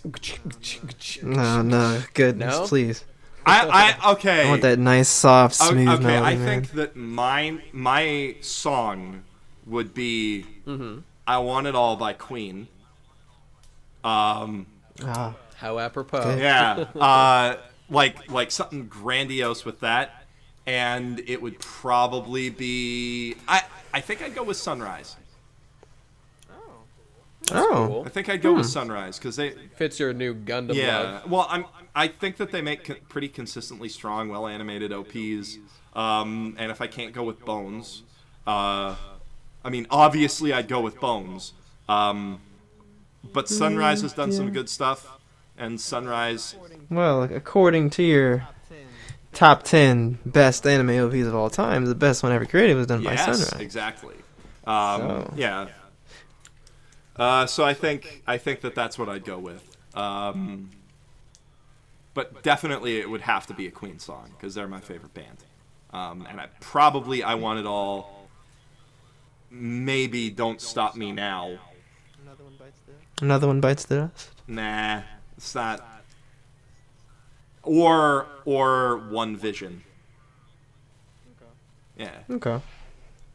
How about you, Woolie? Tough one. I'd probably go with Trigger. Mm-hmm. And I would probably go with Renegades of Funk, Rage Against the Machine. Oh yeah. Oh, that's strong. Yeah. So, because I have other picks, but if I didn't go with something at least somewhat kind of aggressive and or like rap-ish, it wouldn't have been true. If it's about me, then yeah, I'm gonna go with Rage Against the Machine. Yeah, it's got to have that hip hop edge to it. That's interesting. I think I'm going with Trigger still, and I think I'm gonna go with "Good Ass Intro" by Chance the Rapper. Fucking Even better great, than dude. I was the last Last time, baby. baby. Ooh, ooh, ooh, ooh, I'm good because I'm such a positive guy. That song is the Yeah. perfect opening to a good ass anime. So there you go. Great. Okay, so I think we've all answered that question satisfactorily. The next I hope so. question comes to us from Sierra Clifton, who asks, Hello, Sierra. So, question for the dweebs. Dweebs, I think, is a good Oh. Dog. I didn't know. I didn't know that was what we were being referred to as. But okay. It's also been called the Plebecast. People like rhyming. So, an anime that you might say that you like ironically, but you definitely 100% love it and think that it's a great show. If you need more of a description, but you probably don't, what anime have you seen that you have watched and liked, maybe when you first started liking anime, and then over time you realize that it might be embarrassing in comparison to other anime, but you don't care and you still love it all the same? Can I? Naruto. Naruto? Hey, all right. Still love it to And this day. Sierra's answer is, for me, I guess that would be Death Note, but the movie Speed Racer is my biggest version of that. Nothing to yeah. be ashamed of. Dude, Let's those are be both ashamed great. of Speed Death Ra- Note. I both- think- Well, see, that's the thing. Speed Racer I don't- is a legitimately good movie, and Death Note's a legitimately It's just good a wonderful show. movie. Except for the Yeah, last sure. 10 episodes or so. You know, if you compare kind of the manga of Death Note to the anime is like just watch the scene of like L and Light, like the day before L dies. Like the gay and the emotions are cranked up to like fucking 50 on the Also, out of the 10. Jesus. That shit is not in the manga. The That was Jesus the is favorite cranked anime. up, where he's Oh. literally washing his Oh feet. yeah, oh yeah, Yeah. yeah. No, the religious symbolism is off the shit. charts. In a good, like... But I it's fine. think... It's still good. No joke, I think that Death Note is legitimately one of the most evocatively filmed and best directed anime ever made. Yeah, man. I mean... I'm hungry for chips just thinking about but it. we make jokes about the "I'll take a potato chip and eat it" scene. But he took a scene about this guy. I love that scene. He took a scene about a guy planning about how to evade cameras while writing in a notebook and made it fucking exciting and cool and entertaining. And that's true of... Yeah, and I don't mean to shit on the way the anime presents things, because that scene is way more hype in the anime than in the manga, where it's just kind of presented like, oh, it's in the bag, the camera is doing Absolutely. this, or the TV's Absolutely. watching. It's way better in the anime. Yeah. Yeah, like... Way more memorable, at least. Like, the manga might work a little better as, like, a cold psychological thriller, but as an intense... Spectacle not even something. spectacle, but, like, as an intense, sometimes Lynchian thriller, like... Oh, man. Yeah. Oh, man, Death Note good. Death Note actually good, you know? Yes. So I don't think that's anything to be ashamed of. And I don't think... Like, that's the one anime from my childhood that I don't think anybody is embarrassed to say that they like.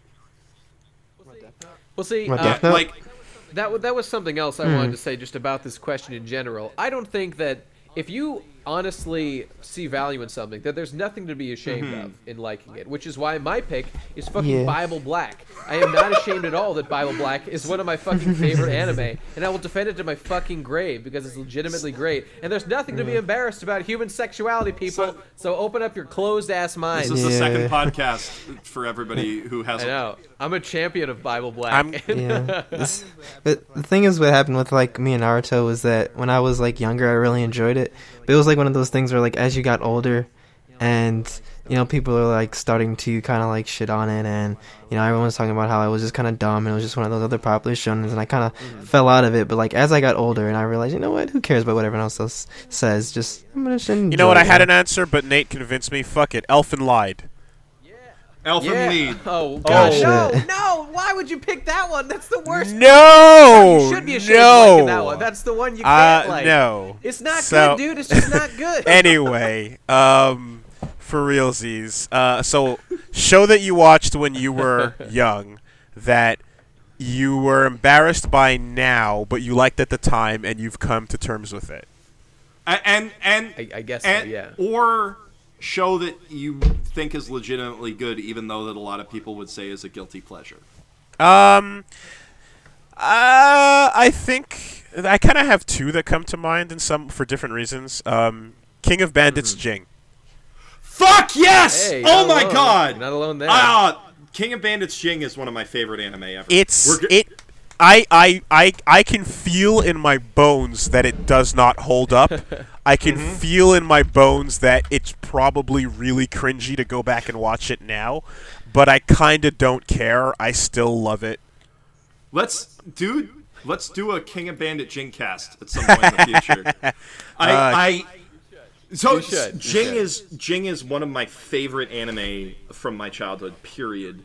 And like I think that show legitimately has a lot going for it. Like production quality wise, it may not be the best, but it's sort of like Kino's. For those of you who haven't watched it, it's a sort beautiful of like world, man. Kino's journey with the surrealism cranked up to 15. Yeah, not to 11. Like it's a scale that goes to 11 and it's cranked to 15. Oh boy! I love Jing and Kira's characters. I love the Jing girls. I always wanted it to live up more to the potential that it kind of established, especially in the manga, where it's like he's this master thief, and basically at some point stealing things isn't interesting enough, so he starts stealing concepts. Like that's something I really wish they explored more of. But King of Bandits Jing probably falls into that category. Yeah, they kind of go into that in the OVA. Seventh Heaven. And Seventh Heaven also has better production values. But yeah, I mean, the other one is kind of it's different. It's Gungrave. Gungrave is a show that at the time it was coming out, I was following it weekly, and I was really excited by it, especially coming off of Trigun, and I'm a big Yasuro Naito fan. And when Gungrave wrapped up, it was like, you know what? Half of that was really dumb because it was a bunch of zombie fights, and most people kind of walked away going, well, that was a shitty show. And then in the end, I was like, yeah, but by the time it was done, I really just liked Brandon and Harry's relationship. And no matter how dumb the rest of it was, that element was so strong that I'm like, yeah, fuck it, I like Gungrave. You know? But it's a singular element of it, and it wasn't and that was like a college age show, whereas Jing was like before that. But yeah, I think that falls into the category. Gungrave is cool. Gungrave is it doesn't hold up to other Naito stuff, but the last episodes, particularly the final episode and the first four, like everything that's just mafia story before you get into the zombies and the major sci-fi stuff is really strong, and everything that is pure zombie fighting is dumb, you know. And if you just take the first four episodes the 12th episode and then like the last one, you get a nice 6-part mafia story that's really, really good. But alas, it's 26. So wasn't Gungrave like a video game first? it was, yeah. But yeah, It's interesting. I think Gungrave's a good pick. I think Jing's a really good pick, obviously, in case my reaction didn't give that away. Yeah, no, like Woolie, you, me, and Digi need to get in the room and talk about Jing, and and then we need to sit somebody down and force them to watch it. Maybe Nate, maybe Taka. I didn't think anyone remembered what that was. Honestly, I'm.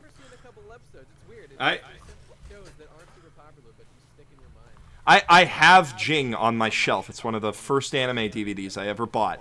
Awesome. I love that show. Yeah. My pick actually relates to... Oh, God. I've got 2 picks, too. And they both relate to some of the first anime that I ever bought. One of them is Maharomatic. Maharomatic has the most Gainax ending of almost any Gainax ending. Maharomatic has some shit, but fuck, that show's fun to watch. And it's got some good emotional payoff too. In case you younger fans don't know, Maharomatic was basically like part of the first wave of moe things. Back before that was Poison. And Maharomatic was about this maid who used to be a super fighting robot and only has 30 days to live, but if she disables all of her fighting robot powers, she can live for over a year, and she decides to be a maid for this young boy whose parents she killed. No. So it's real sweet and it's real tragic, but then it's animated by Gainax and it's got boobs everywhere. But Sounds great. But I've always wanted to, since I always see these compilations of like badass mechs, and then there's always a maid. yeah, In the middle of there. What's her story? I want to know. it's legitimately super well animated. It's like it's right at the crest of before Gainax started declining. It's right. It's pre Gurren Lagann and pre Panty and Stocking, so it's still on the upward trend. But it was Gainax took a dip when they switched to digital, and this is the last thing that Gainax ever did that was cell animated. So it's beautiful. Interesting piece of it's- I'm looking at screenshots now, and it looks dope. I'd like to award a consolation prize to Full Metal Panic. Yeah. Because the first season is just goofy stuff. It's nothing special at all. Fumofu was really fun, and like you're like second raid is TSR. That's it. You get to TSR, and then you're like, okay, I actually like the stupid shit more now, just because of how good TSR is. yeah, exactly. It makes the past better. So I'm gonna give that my pick for unabashed. Like, it's not that great, but I love it anyway. Yeah. My other one that I want to bring up, which is more of a, I think a lot of people like it, ironically. There's people who like Maharomatic legitimately. I think Jing is a weird pick because people either haven't heard of it or they love it for some reason or another, right? Maybe, yeah. Yeah. Like, I don't know. I don't know anybody who's heard of Jing and doesn't like it. I think. I don't know. I may have talked to somebody. Anyway, my one that I know people have heard of, and I know that some people are like, it's one of those goofy things. It's a guilty pleasure or whatever. Girls Bravo.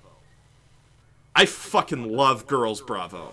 Mom can confirm Girls Bravo is the greatest show ever made. It's so good. It's so good. I agree. It's another one of those examples of you take like the harem anime tropes and you just crank everything up and it makes it better. Like dude accidentally walks in on somebody in the bath and gets punched. Oh, ha ha! Keitaro, what a joke. They play up the visual comedy. Dude walks in on his best friend in the bath. She fucking suplexes him and gives him a hardcore concussion. Oh jeez. Like a deconstruction of the harem genre. It kind of is a deconstruction of the harem genre. Before deconstructing things became just the norm. A thing. I love moments like that, man. Like, in School Rumble, there's there's that fantastic character. I forgot her name. She's the quiet but really smart girl, and Karen Ichijo. Ichijo is Ichijo's the green-haired girl. That's she's like the strong girl, I think. She's into Super Sentai and like all that, and she's like quiet, and she's like she likes that weird I'm not. I don't think it's Ichijo. I think it's the other girl with more like red short hair, and she's just a very robotic kind of character. But anyway, the point is that one of those silly ass moments happens where I forget the exact thing, but it's almost like the main character ends up with his hands on the other girl's boobs and everyone falls over and it's a super embarrassing, oh no, right? And it's one of those things where... Wait, I think I know who you're talking... Are you talking about Akira? Yeah. And it's one of those moments where, the character would, freak out and punch everybody and whatever, but she kind of stops, looks at it and goes, oh, I get it, he fell down, and then that happened, and then it was super weird. Yeah, okay, no problem. Move on. And it was that was a very legitimate fun moment, and School Rumble is one of the greatest shows ever produced. Completely shut down the stupid fucking trope, in a heartbeat, and I fucking howled. I love that part. School Rumble was great at subverting tropes and then escalating things from super unexpected places. Like when she watches that show about the samurai delivering a challenge letter with a bow and arrow, and then she almost kills. She almost kills Karasuma by hunting him down with a bow and arrow and trying to shoot a love letter at him. Such a great... Oh, I love that show, man. Yeah, School Rumble was great. Girls Bravo is also great. Girls Bravo has one of the greatest villains in anime history in Kazuhara Fukuyama, who is just an unabashed pervert to the point where he's basically just a straight-up molester. But he gets away with it because he's tall and handsome and half American, and therefore all the girls like him. Oh, he's living the dream. And he's so rich that nobody can touch him, and that's legitimately a plot point, is that he's rich so he can get away with it. It's just got so many fun characters and so many fun moments. Having the chauvinist foil who's allergic to men be like the inverse of the main character, who's the timid loser who's literally allergic to girls. That's the it just plays everything up in a great way, and it's got some good waifus. So I would say Girls Bravo is one of those shows where a lot of people might be like, oh yeah, I like that, like Monster Musume. Great show as well. Yeah. And that's a great segue into our next question. This is a pretty simple one. It's Marry, Fuck, Kill, Monster Musume edition. Dear Super Weebcast Rangers, go! Evan Horan writes. I have no one to help me resolve the conflict regarding Marry, Fuck, Kill Monster Girls. After trimming the fat that was Saria, Mero, Lala, and Poppy, as they are total trash and should evaporate off the page for no reason and never be heard from again, I was left with a nearly impossible choice. Who to marry, fuck, and kill? Mila, Sue, or Mia? Yeah, so Mia, Sue, and Rockney. Rockney's the spider one, right? Mm-hmm. I'm sorry, I gotta kill Mia, even though I like Mia. Mm-hmm. Oh no. That's my answer too. Because Rockney a great personality-wise, sure. I can't get past the spider legs. I'm sorry. That's racist, dog. It is racist. It's a perfectly fine complaint, Jeff. Don't worry. I don't remember. Look at people and see animals. He sees them as women. And you got to get down with that shit if you want to get down with her, my man. So step up or step out. Yeah. But I'd marry her because she's a legit good wife. Actually, you know what? I'd marry Mia because she's legit pretty good wife material in terms of... Snake body. I can't look past your snake body. This is you. This is your argument. But I mean, also, I think she'd just be a good wife. She's very doting. And I'd also fuck Sue though, because like, I mean, all the kinky stuff she'd be into aside, I'm pretty sure that would feel incredible. Yeah, I've read enough Slime Girl Dojo. Yeah. Oh, How about you, Flip?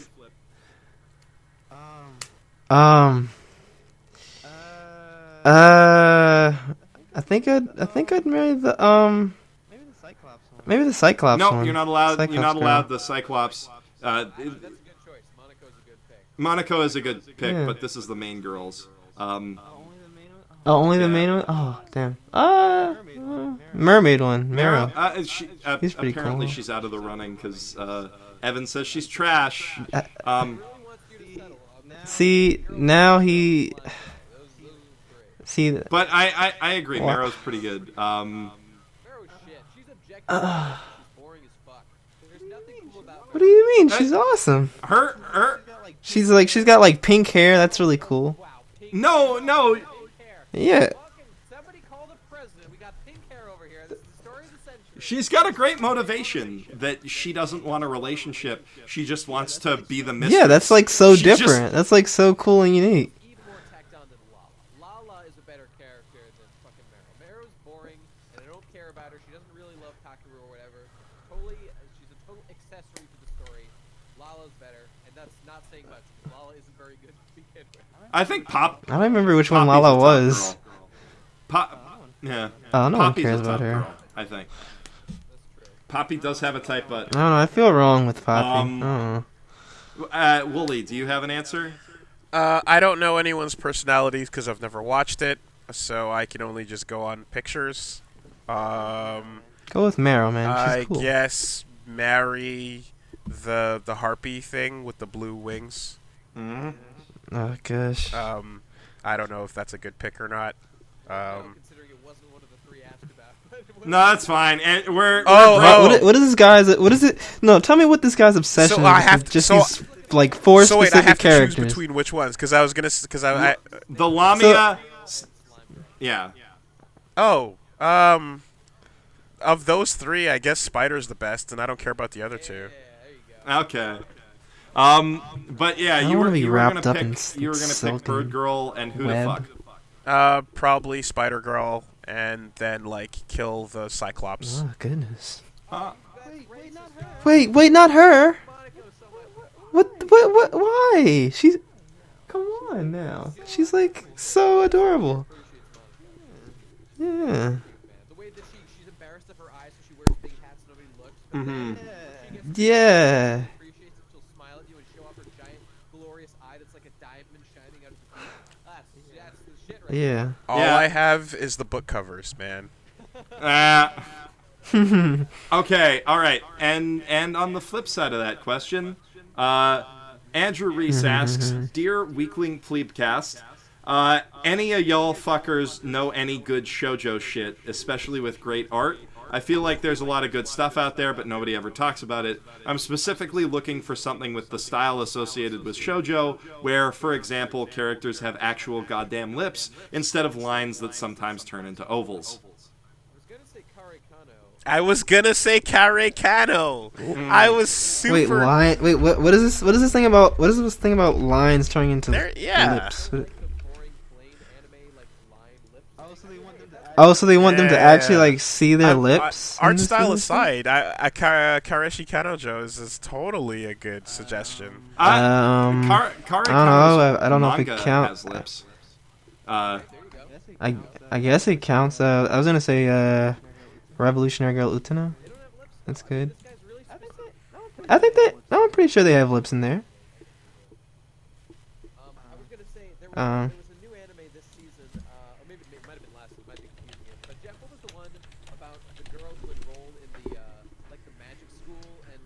mother was a famous flower. Magi something is like.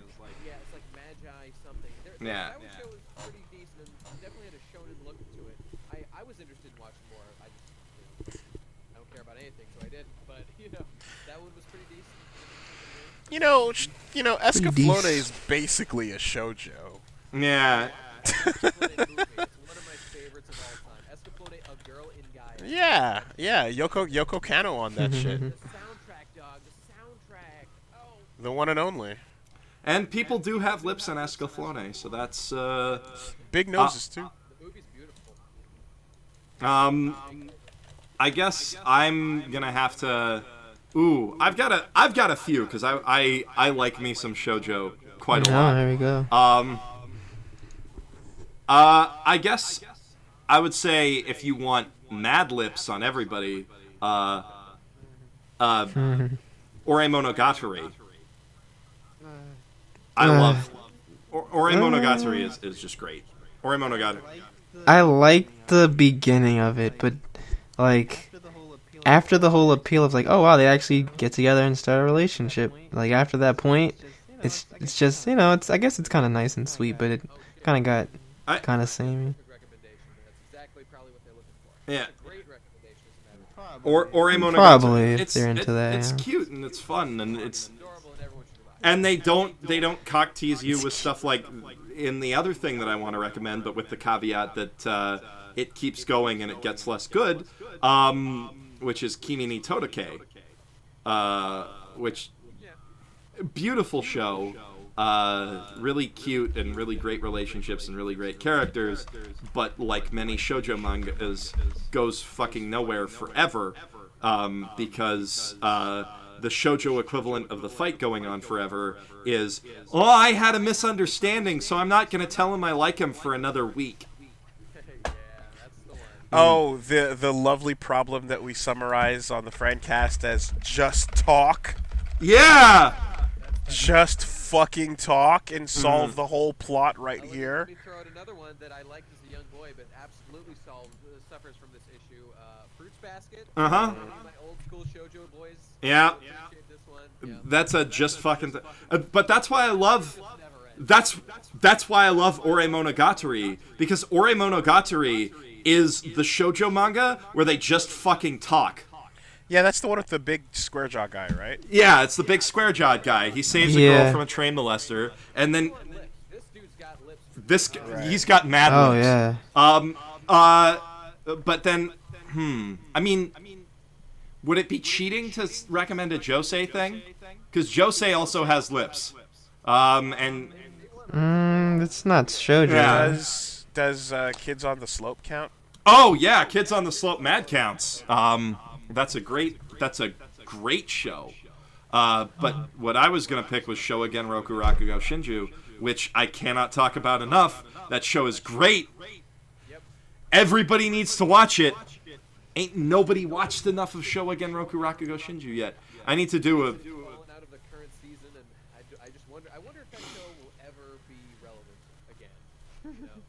It deserves it, but I have no idea. No, it's got a Did it do second well? season coming in January. Oh, Yeah.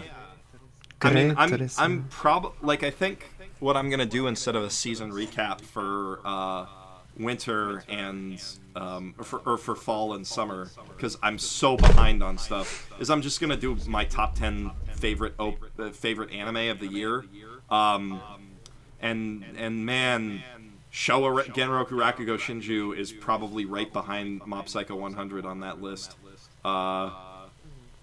It's a great show. Highly recommend it. Oh yeah. Great emotional storytelling, and people got lips. They do. Peop- Watch it. hmm Have we answered their questions satisfactorily? We've given them a whole bunch of shit to check out. I think we have. I think that's Yeah. a satisfactory answer. I think that's a good place to end this podcast, because we've been going for almost 4 hours now. Jeez, what's the longest one there's been so far? Like 6 hours. Oh well, this is a little bit better than that. But we had some good discussions. I think we had a good adventure. Yeah, that was along fun. the way. Naruto, Shonen. This is the One Piece of podcasts. Keeps going. This is the Naruto podcast. It keeps going when it really needs to die. Yeah, Filler right. arcs. Yeah. All right. Let's go to the T-Race country. Mm-hmm. Anyway, thank you guys for tuning in, and thank you for sticking through the questions. If you want to ask your own questions, you can shoot them once again to weeklyweebcast@gmail.com. And if you want to watch Naruto or most of the other shows that we watch or that we talked about, you can go to crunchyroll.com/basement for a 30-day free trial of Crunchyroll. That'll let you watch all the anime you like, and I get $8. It's a good deal for everybody. It's great. Please do it. All right. I think there's only... We all say who we are and we sign out. Yeah, I think there's only one way that we can actually end this by saying a certain set of 2 words. So, yeah, we're gonna have to close this out. But let's say who we are first. I'm Jeff Thu, professional shitbag. We'll go in Nate. You go. We'll go me, Nate, Flip, Woolie. Okay. I should have said that beforehand. It's a lot easier when you can point at people. Yes. Yeah, all right. I'm Nate. I'm the best guy ever. Go watch my YouTube shit at youtube.com/bestguyevershow. I'm making a series called Best Anime Ever, and I got a new thing cooking up right now, so go check it out. And also, go check out the Procrastinators podcast. It's a podcast that me, Digibro, Jeff here is on, and a bunch of us other guys meet, and we talk every week about stuff. This current one that we actually just recorded before this podcast was about the new Pokemon and about Pokemon in general. So if you're interested in that, go check that shit out. It's fucking dope. Smartest people in the world, especially me. Alright, thank you. All right. This has been Flip Anime. You can search me up on YouTube. I make videos. I edit. Cool stuff. But yeah, so this has been Flip Anime, professional editor, signing out from my mother's attic. My name is Woolie. I play bad video games, and I play video games badly. And don't forget that you have a long and storied legacy of saying incorrect things about JoJo. Sorry, can you say that again? Don't forget that you have a long and storied legacy of saying incorrect things about JoJo. Oh, incorrect things about every topic that I land on. That's par for the course. Mm-hmm. When you check out Best Friends, that's what you're getting. That's what you sign up for, man. Yeah. All right, and yeah, we have been doing a podcast for objectively far too long, but that was our thoughts on Naruto. Believe it. Believe it! Tatabayo. Believe I was it. very out of sync, but that's okay. You didn't give us any warning. Yeah, where's the countdown, dude? Yeah, we'll fix it. We'll fix it in post.